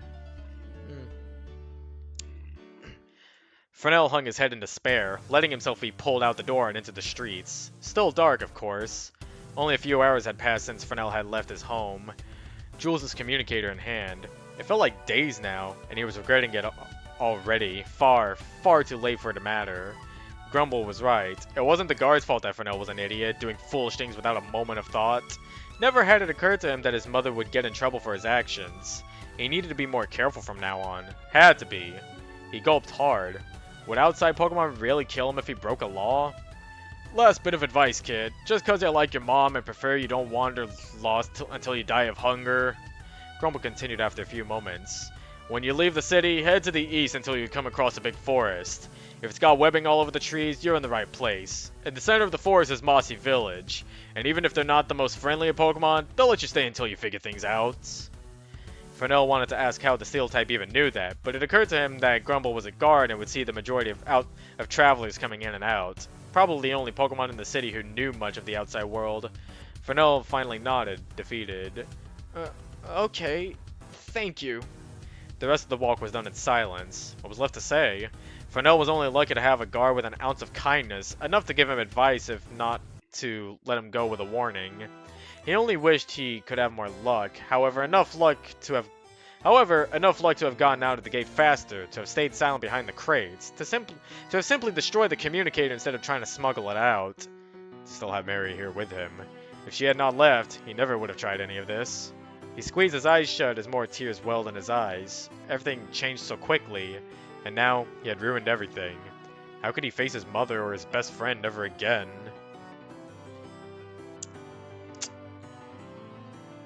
God. Wait, shit, I forgot there was more author content here. I mean, author comments here. Okay, so what was the other one? This part was really fun, partially because I really like writing for Anbari. She's such a sweet woman, and to show more of how much Fresnel really did care about her. He just doesn't always think things through, but then we can all make mistakes like that. I think one of my favorite aspects of Fresnel is he isn't perfect. He's very flawed, but he tries. He really does try, and he screws up, but damn it all if he didn't try. So I'm really glad I got to write for him in the end. He was a fun guy to work with. That was for part 4, and then for part 5. Final part, the culmination of this whole story. Also an explanation as to why Fresnel never did go see Mary once he left Steel City, or tried to.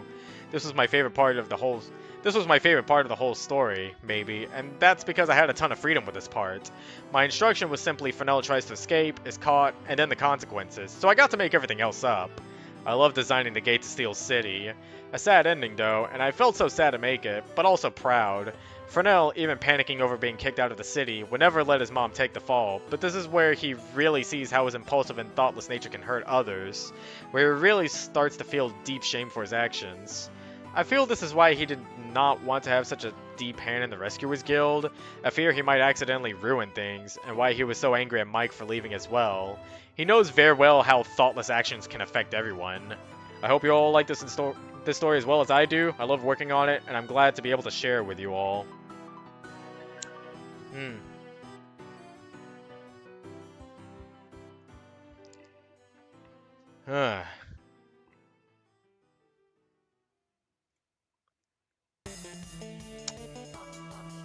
So, yep.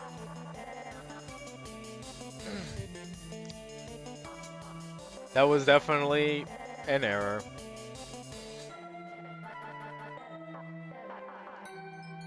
But, I don't know, that story seemed kind of fun, actually.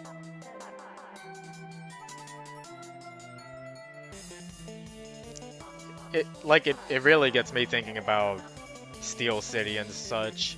I'm still thinking about that whole transphobia thing. If they even do have such a thing as transphobia, like,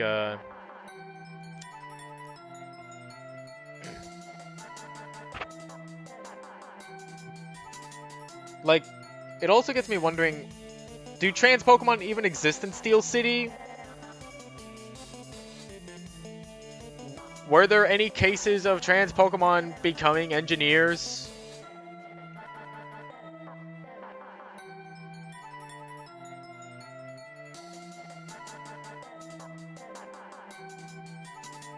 Just interesting to think about. But of course we're not going to get any answers to that canonically. Also, I did notice that in this image, Fresnel has like a differently colored scarf.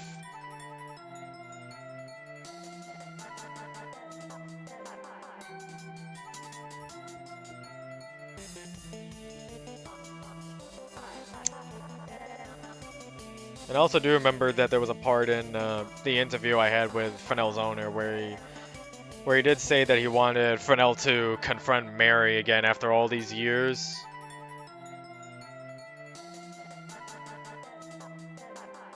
Probably they would have went to the Order of the Sun at some point.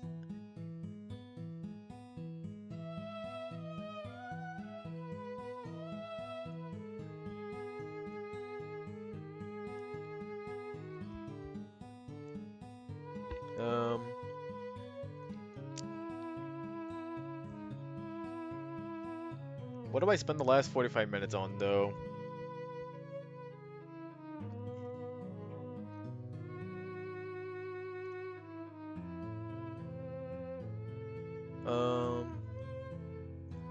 That would be a good question if I did not have Camellia 3 easy.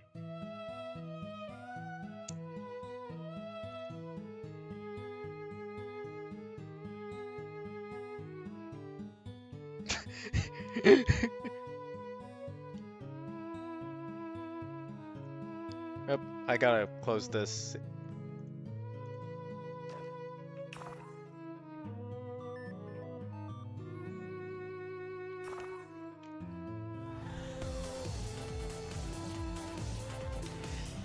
Ugh. Yeah.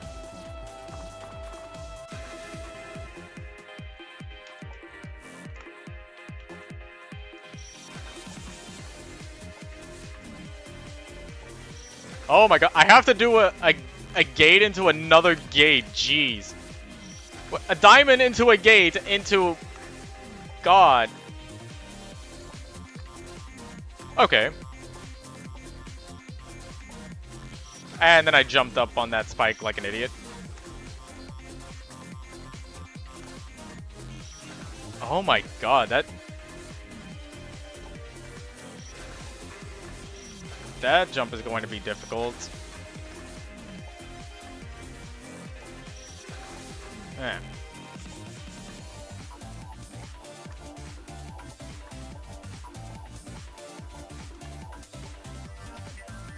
Wait, what? Hold on. What's that middle jump over there? What?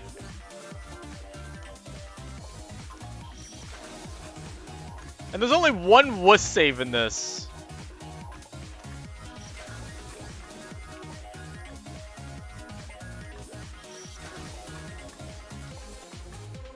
Whoop. My god, this one room will probably take me a while. Eh.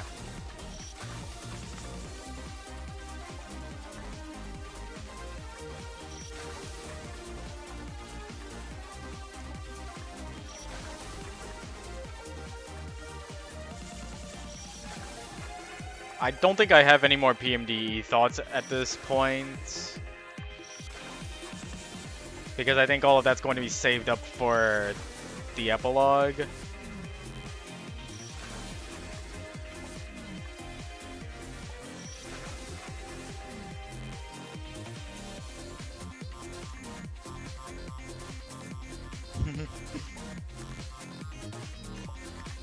I would like to see PK get their comeuppance for all the terrible shit that she's done.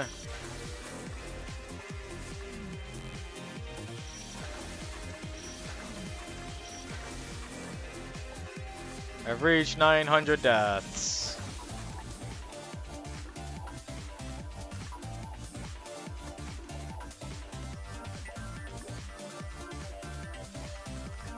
Okay. Okay, I made it! I made it. Now, what is going on here? I see a drop gate. If I can remember how to do a drop gate. Okay. I hate diagonal into diagonal. Ugh.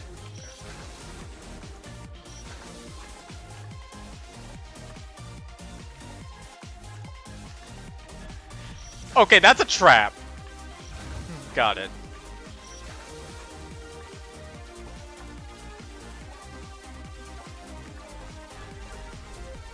Well, at least that made that easy. Second screen. What am I dealing with? What the fuck is that jump? Can I go over it? Yes, I can. Eh.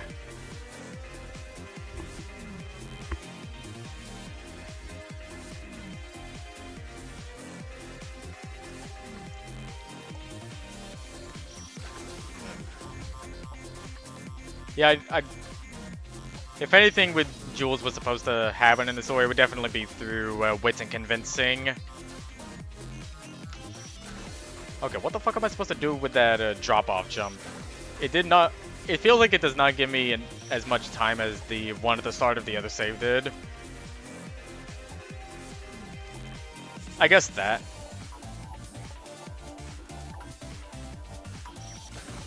Oh my god. How many of these drop-off jumps do I have to do?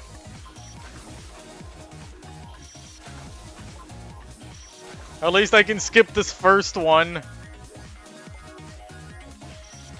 I don't slam my head against the second wall.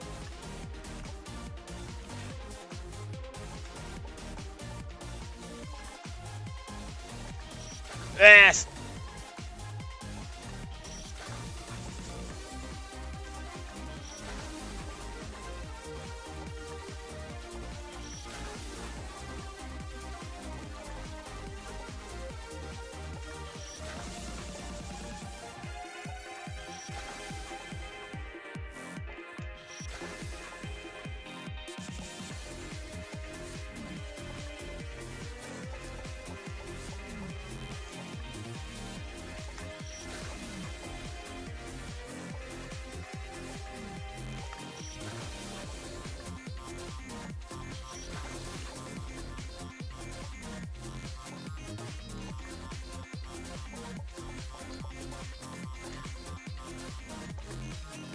Okay. Damn it! I hit that second spike. If I didn't, I would have been home free!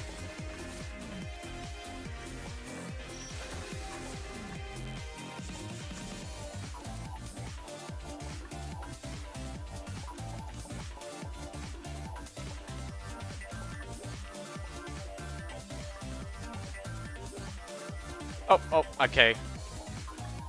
There we go. I almost fucked that up a second time.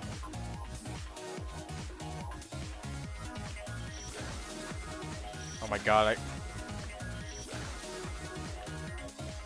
I can only bet that if Shroomsworth were in Steel City, he would probably be suffering in some way or another. I just kind of expected it at this point.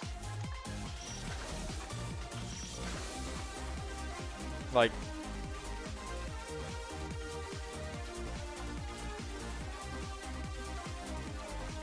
where is the art? There it is.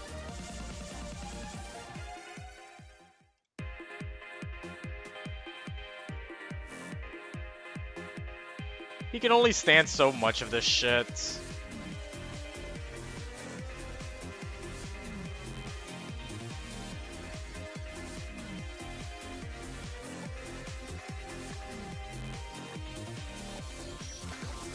Oh my god, how... I did it that time, why did I reset?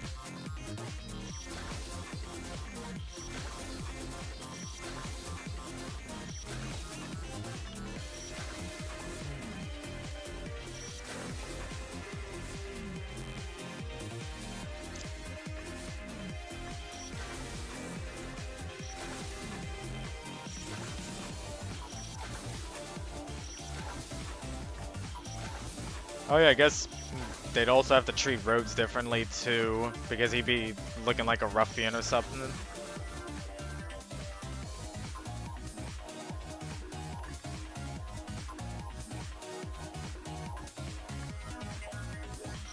Oh my god, is that a 16 pixel?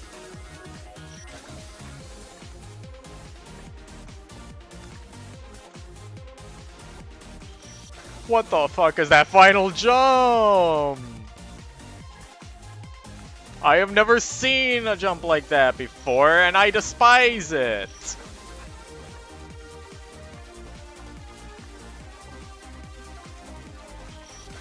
Ugh.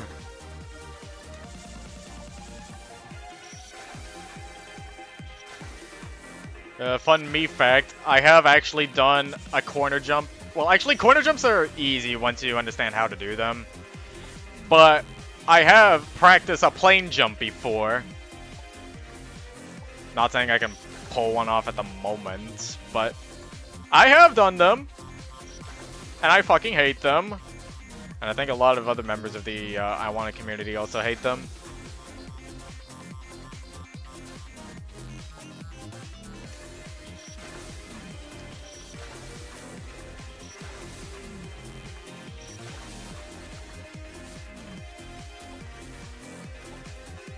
Eh.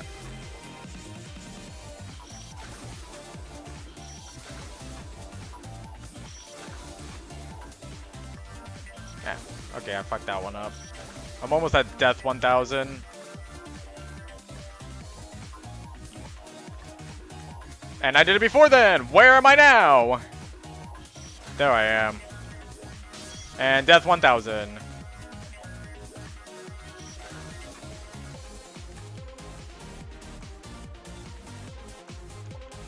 Okay, I can do that. And then this looks like it got nerfed easily. Then there's a, that. Ah, damn it, I missed the head bonk.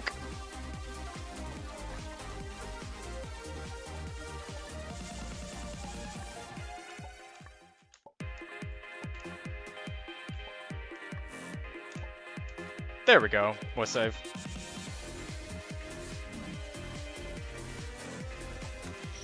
Okay, then I gotta do this into a corner jump.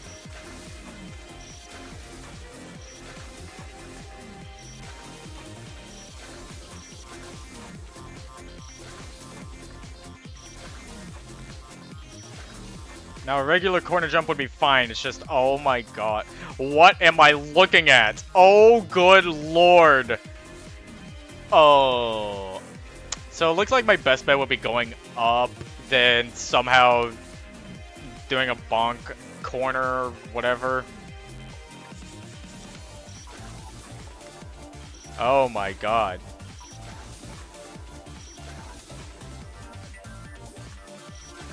Oh my god, that's going to be hell. See if I can get close to the wall. Need a good align.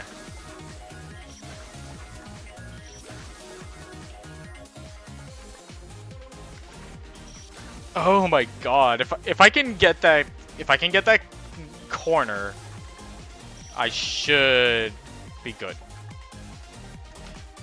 Okay, I got it. Nah. Fuck, I fucked it up because I was too nervous.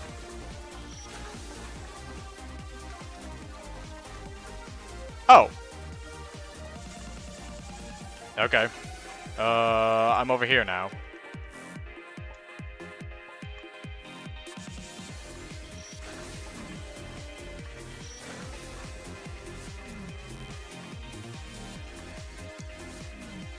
I am not doing that double diamond, thank you very much. Oh, good lord, what is happening over here?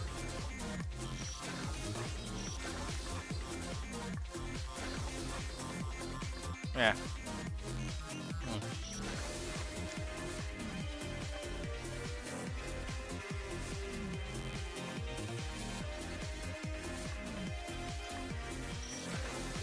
Probably should not have jumped there. I don't know. Yeah, it looks like I could do that with just a fall and a tap at the right button.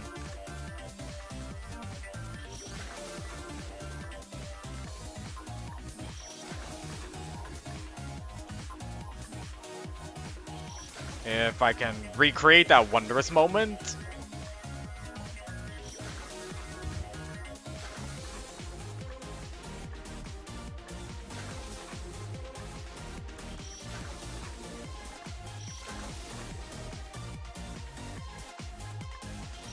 Oh my god, even do it carefully is difficult. Why is it that last one where it feels like the jumps are higher?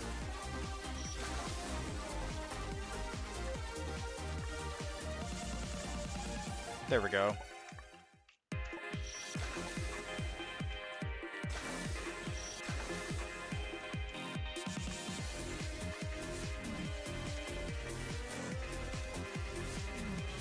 Ah, goddammit.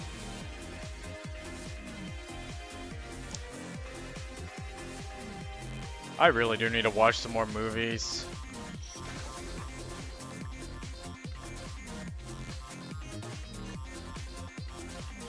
Ah, fuck.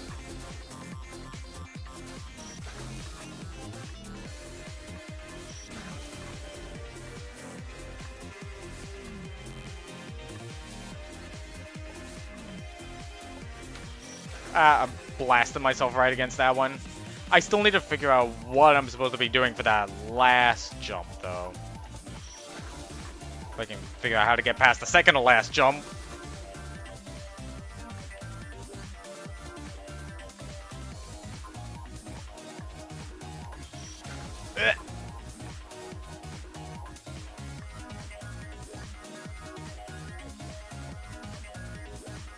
Ugh.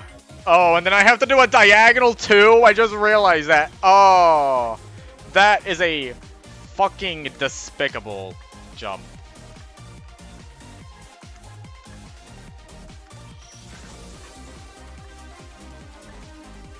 I would have hoped it would have been smooth sailing from then on, but nope.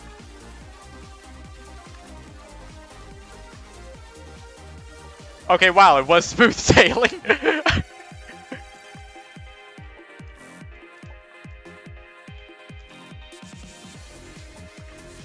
Damn it.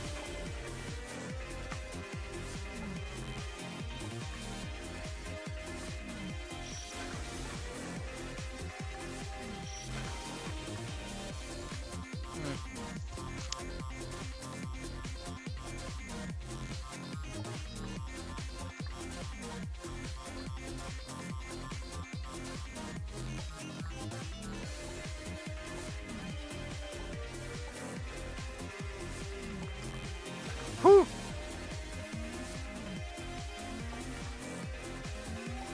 Okay, this room shouldn't be a bit of a problem, it's just a gimmick.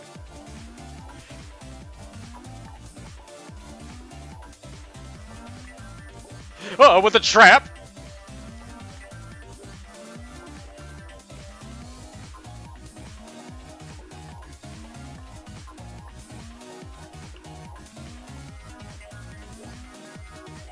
Okay, can you move out of the way, please?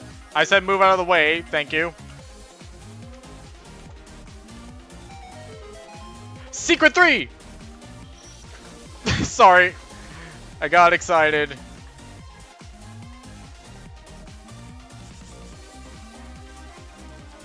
Secret 2 did not make itself obvious, and I guess that was for good reason, because who wants to do an RNG fest? Whoop.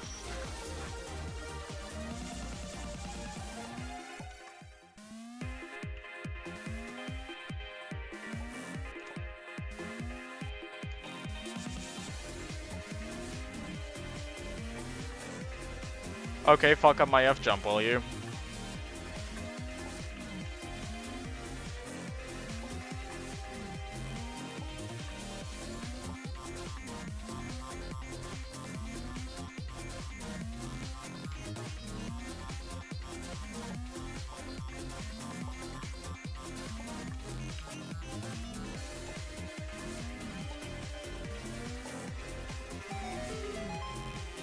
I gotta get to that secret. I just realized there were more fruit up here than there were before. Oh god. And I fucked up a gate jump, because of course I do that.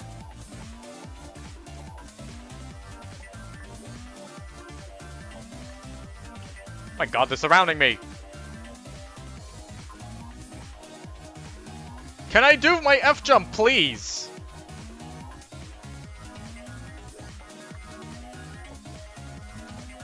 Yeah. If there's one old animated show that I want to binge watch one day, it's Boondocks. I've only seen a few episodes, and they were really funny.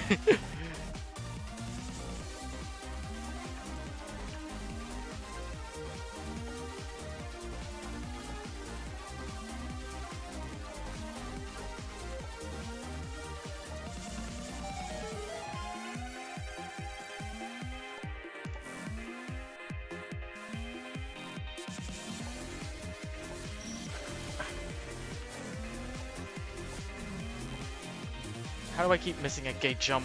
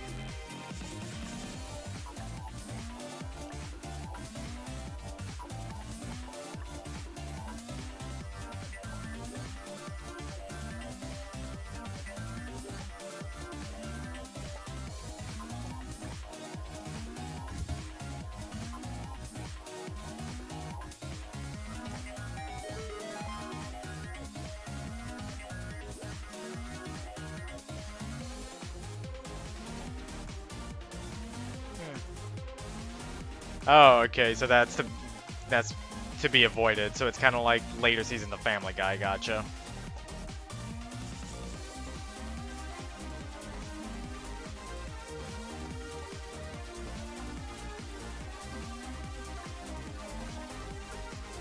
Getting nervous. Woo!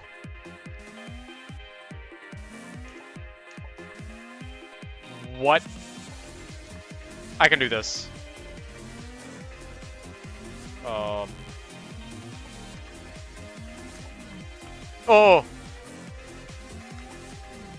Where do I go now? There we go.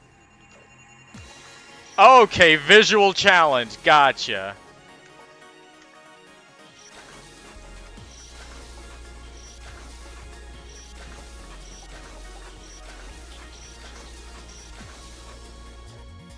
Let me save.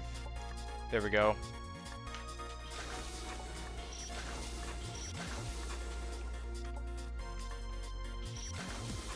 Okay, how do I do that jump? Like that, and then I fuck. And then I gotta do an F jump.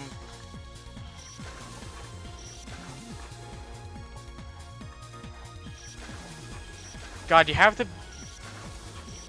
to not be too early to miss the thing, but you also have to be not too late in order to hit the upper block. And why am I fucking this jump up now?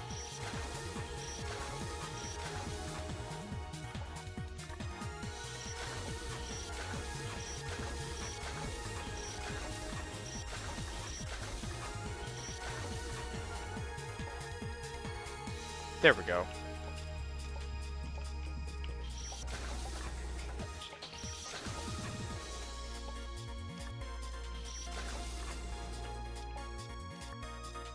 Ah, did it again.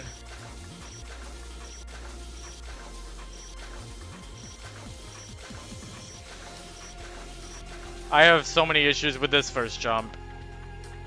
Also, that looks like a 16 pixel and I fucking hate that.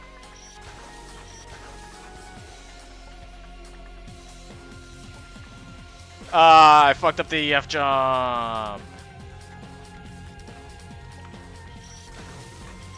How far can I stand on that block?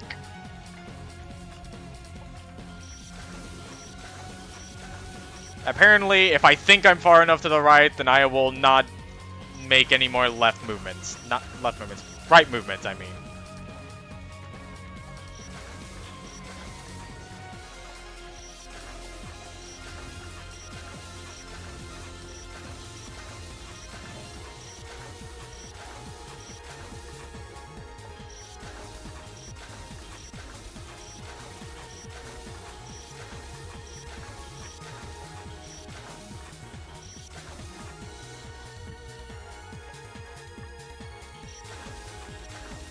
Ugh. This first jump just to do a second jump afterwards.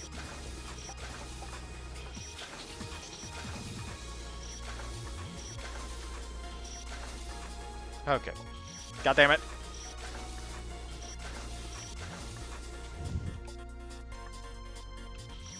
Okay, what the fuck? I didn't even jump yet.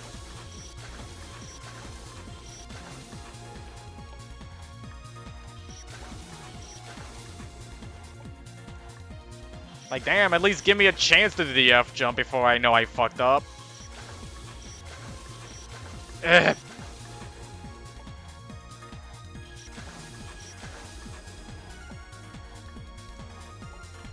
There we go. God damn it. Ugh.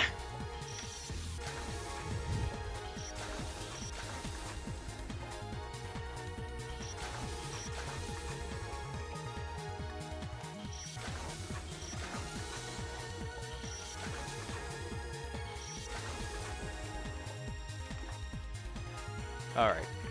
God damn it, I bonked.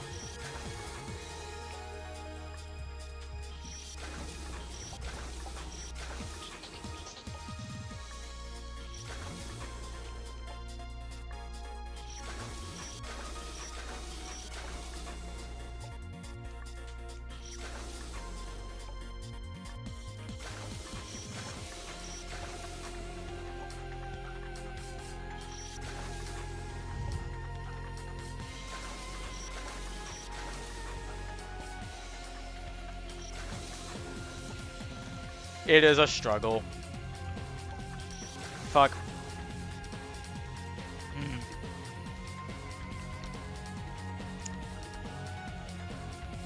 Oh.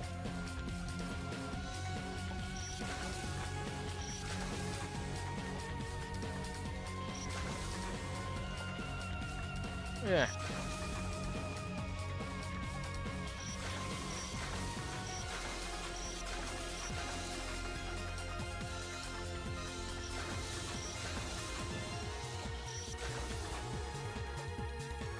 Wait.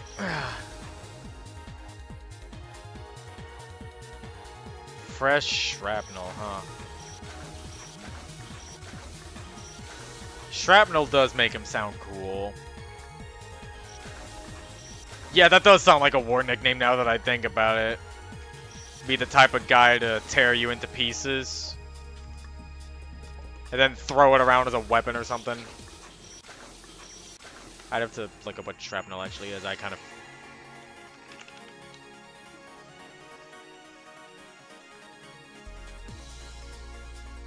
Okay, yeah, that... Something like that. Or when he uses discharge.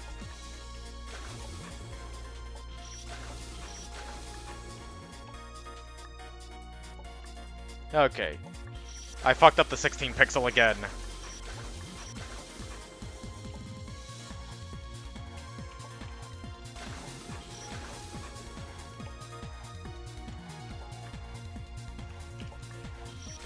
Okay, I didn't fuck it up this time, but my jump was too low. Ah.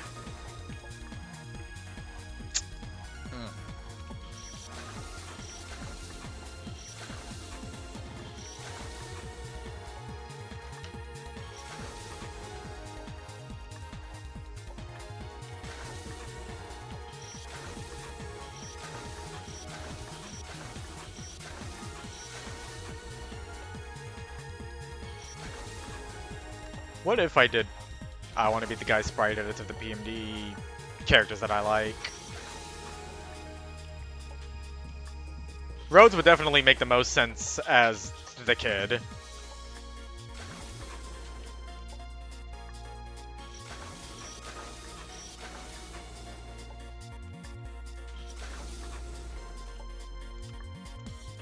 Okay.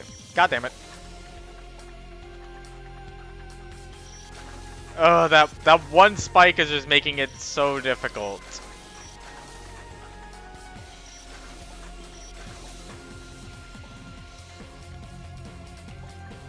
Ah, the F jump.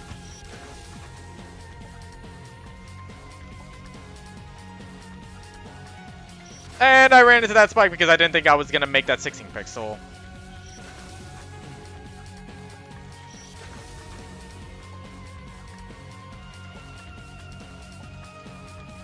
Okay, don't fuck it up. I fucked it up.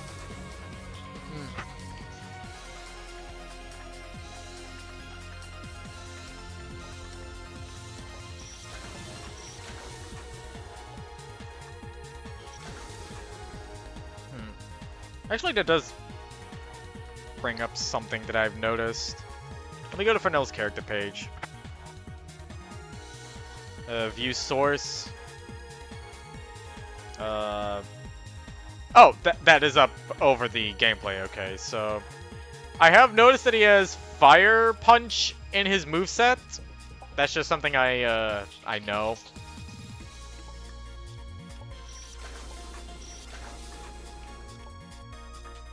And I only know that piece of information because I wanted to make something Mugen related with Fresnel. Oh my god, I just realized I have to do another diagonal after that, and it's gonna be painful. Ugh, so even if I go through all that, I have the worst jump in the world to do. That isn't a plain jump.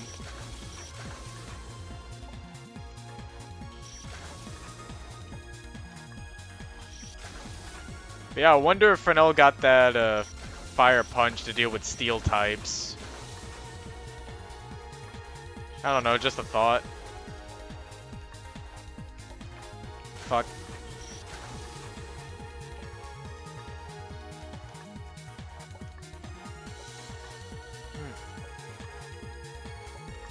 Yes, I did it! I made it!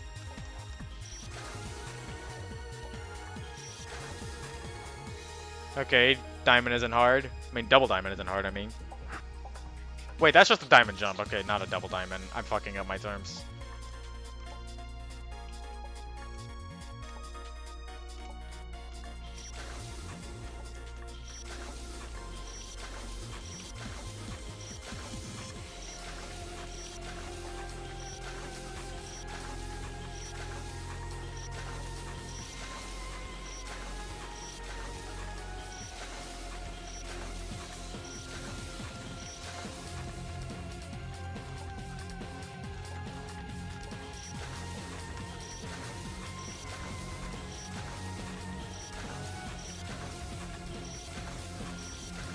Yeah.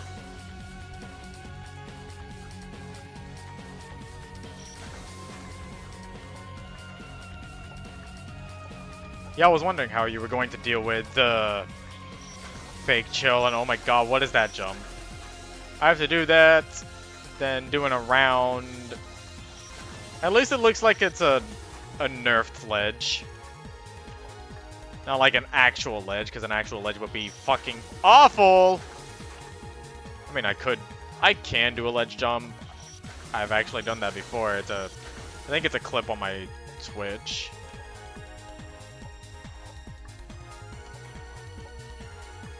There we go. Fuck, I forgot to move left.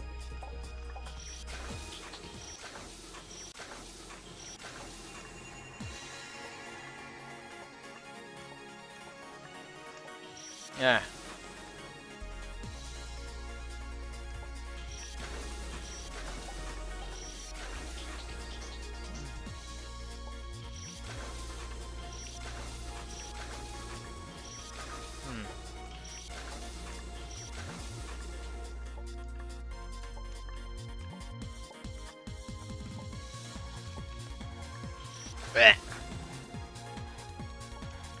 Alright, good.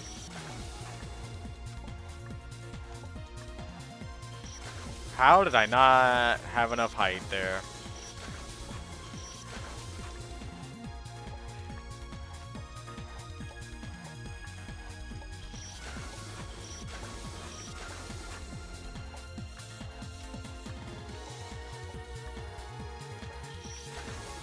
Oh my god, that jump.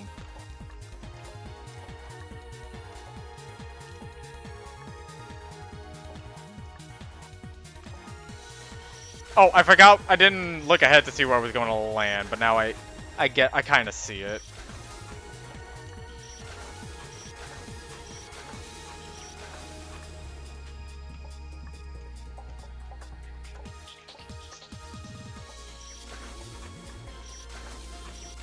God, could they not have moved that to be downwards a bit?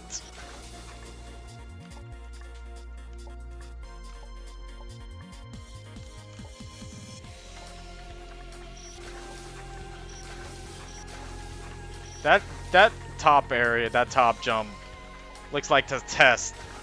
Looks like a test to see if your keyboard can one frame the shift button. But I can't do a one frame consistently. Yeah. I don't think my hand was made for it.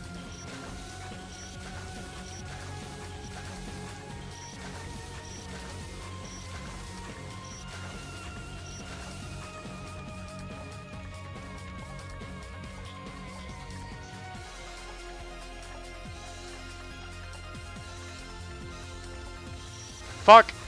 Ran too far to the left.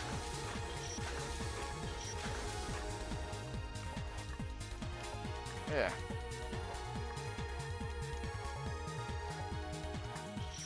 Ugh!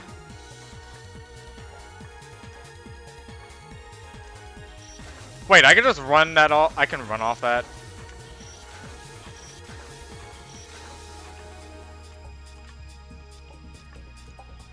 Wait, hold on. I want to see. There's no way you could just run off of that. There has to be collision order. Oh my god, you can just run off of that.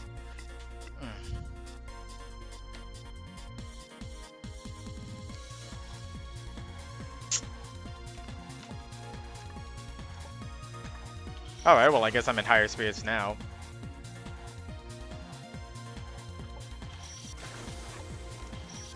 Oh yeah, definitely. Nasher would not bow down to Devonshire whatsoever.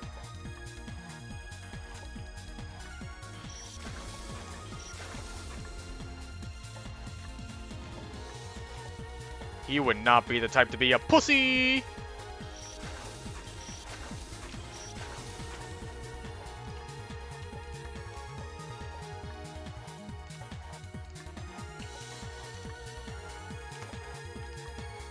Oh, got it. Now I have to do this into whatever the fuck that water area is.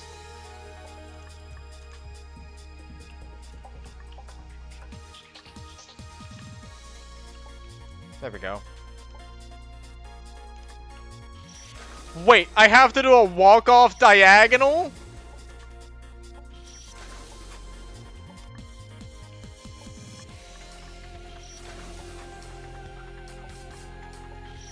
Okay, well, is the exit at least easy?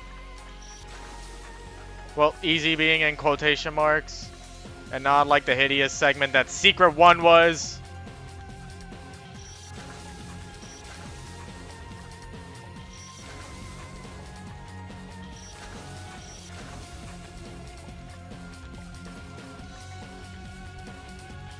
Ugh.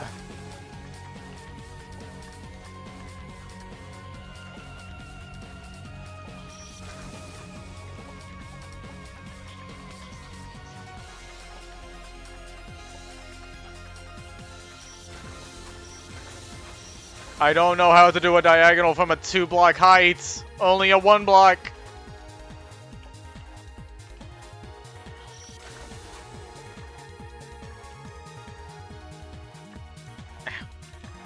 Come on. Oh yeah, I guess with also the epilogue not being canon in your fig, that would also mean that Mike did not do whatever the fuck he did to Glip. I mean, not Glip, PK. I don't know why that made me confused. Okay, so how do I do that? Consistently?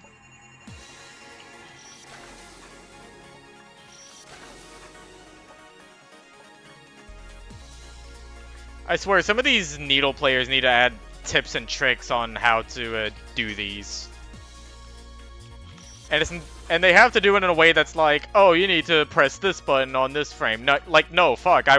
I want to be able to use sight lines or whatever, or sound cues or eye cues or whatever. I don't have knowledge of frame data. I'm not a fighting game person.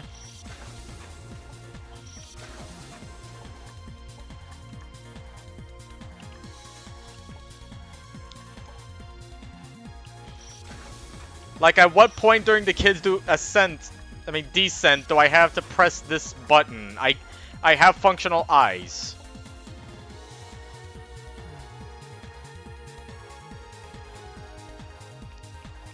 Oh yeah, Mike will still be dealt with.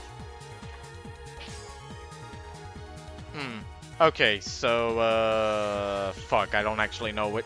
I don't know which looks like the better option to go through. That again? I guess the path they want me to go on is this. Which I do it first try! What? Which means... Oh, yes.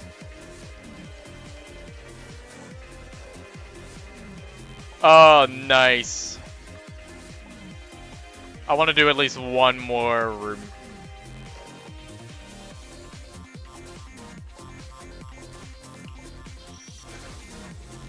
You know what? Fuck it. I don't really care if I make it to this room tonight. I made it through Secret 3, and that's good enough for me. Whew. Anyway, that's going to end tonight's stream. Tomorrow, we'll finally be going through the 8th epilogue. That is, unless you want me to read the artifacts or the stamps. Like, We got all these stamps. And look, you got have stuff for the present and past stuff. Or, the medals. You got medals for achievements involving different members of the group. Hmm. Some of these will definitely have to be identified.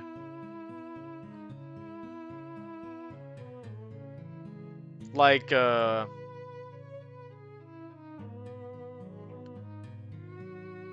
this one was definitely for Reshidov.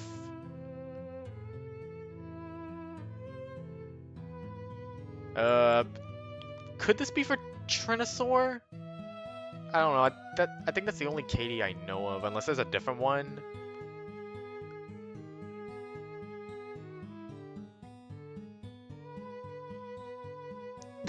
There's a medal where you beat up Lexi. I wish I could do that. Oh, and look, there's a medal for having a story with a highly sexualized theme and use it liberally.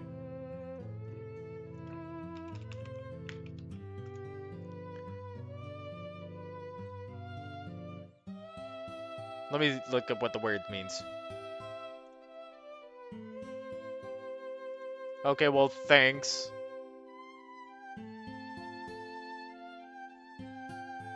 In a way that involves large amounts of something, in a way that's not exact or exactly correct, in a way that allows a lot of freedom for different types of belief or behavior.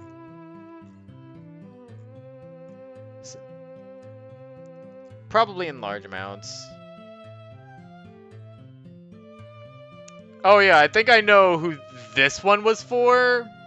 Because, let's see, I think it was judging results, that's right. It was like on Mission 2, it was one of the rescuer teams. I think it was Valhalla that did it like a month. No, wait, that's right, Valhalla's the one that did it so cutely, and I wish I could thank the, person who made that. Nope, wasn't this one.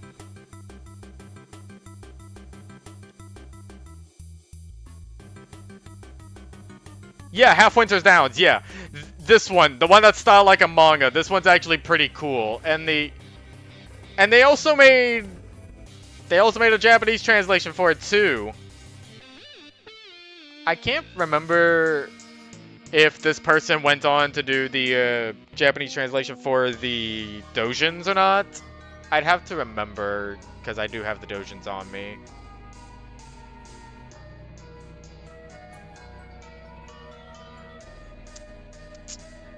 Why am I in my Mugen stuff? Yeah. Even one of the popular members was making NSFW of it.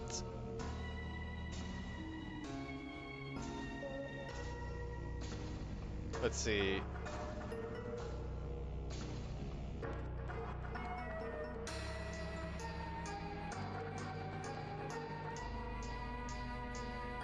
Okay, not that one. Let's see, back to the medals. I want to know who did this, though. Creating a board game as a mission entry?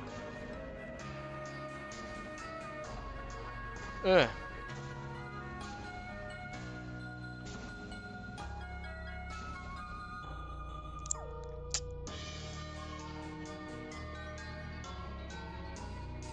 Write an epic that is highly acclaimed by all the judges, but damn is it a long journey.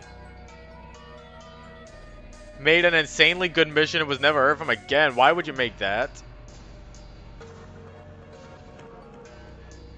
Oh, and then those parody ones, like Pokemon have unnecessary hair. Awarded for strange clothing. Have an entry that is so poorly scanned that it causes the judge eyes to strain. That causes the judge eye strain to read. All Pokemon are dogs. Have a character who hasn't contributed at all solve the entire mission? What do you mean comics read from right to left? What does that mean? And then there are the achievements, and then the mission medals, of course. Ugh.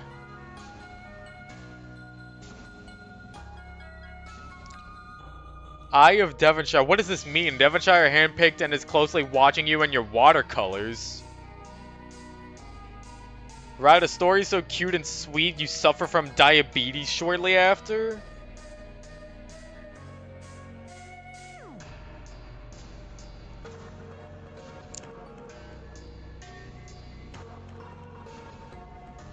Have team members have a meaningful relationship that doesn't impede with the mission.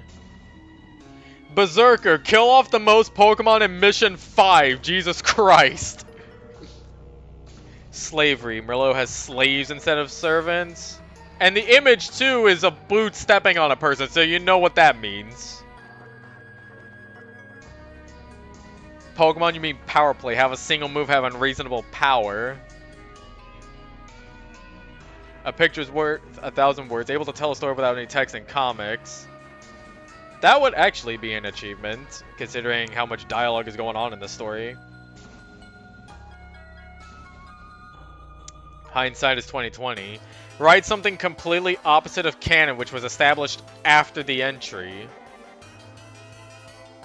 Huh. That's not an achievement and more of, well, I guess you didn't anticipate this. Sucks to hear about that. Then what were we doing again? Start on one mission, but complete an unrelated one. I guess that's for people who decided it would be funny to do that. I also want to know what causes this. Not exactly the backbone PK looks for, but can't help but commend for completing every job successfully. Like, what the fuck are you doing as a merchant in order to be like that?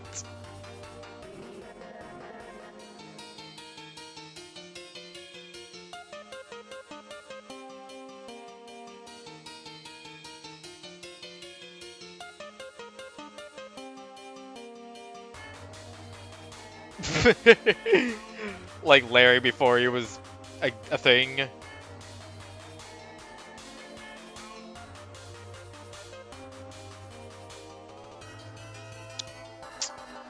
Still, I wish all of these achievements could be identified. Created animated missions using flashlights. I've heard I have played some of these.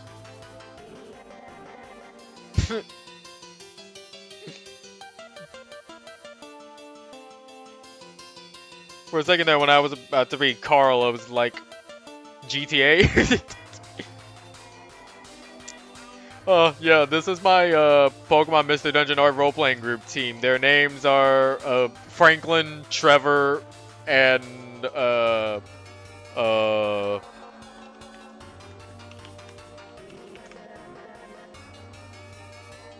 Michael. I don't know why I forgot Michael's name in GTA 5.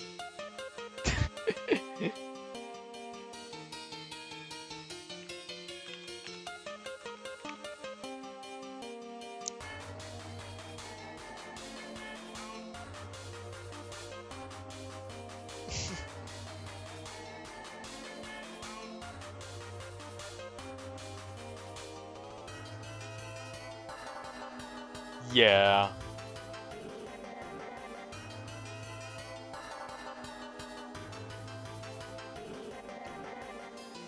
Like, FAQs, anyone can join at any time.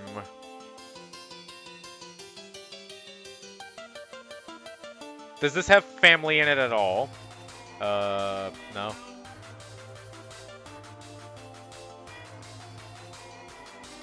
Man, if I was in that group, well, I would have been 11 at that time, so I wouldn't have been interested in Shroomsworth as I am now. But if I was my current age back then, yeah, I would have likely just been flirting with Shroomsworth every chance I get in my works. I think I've dragged this out for long enough.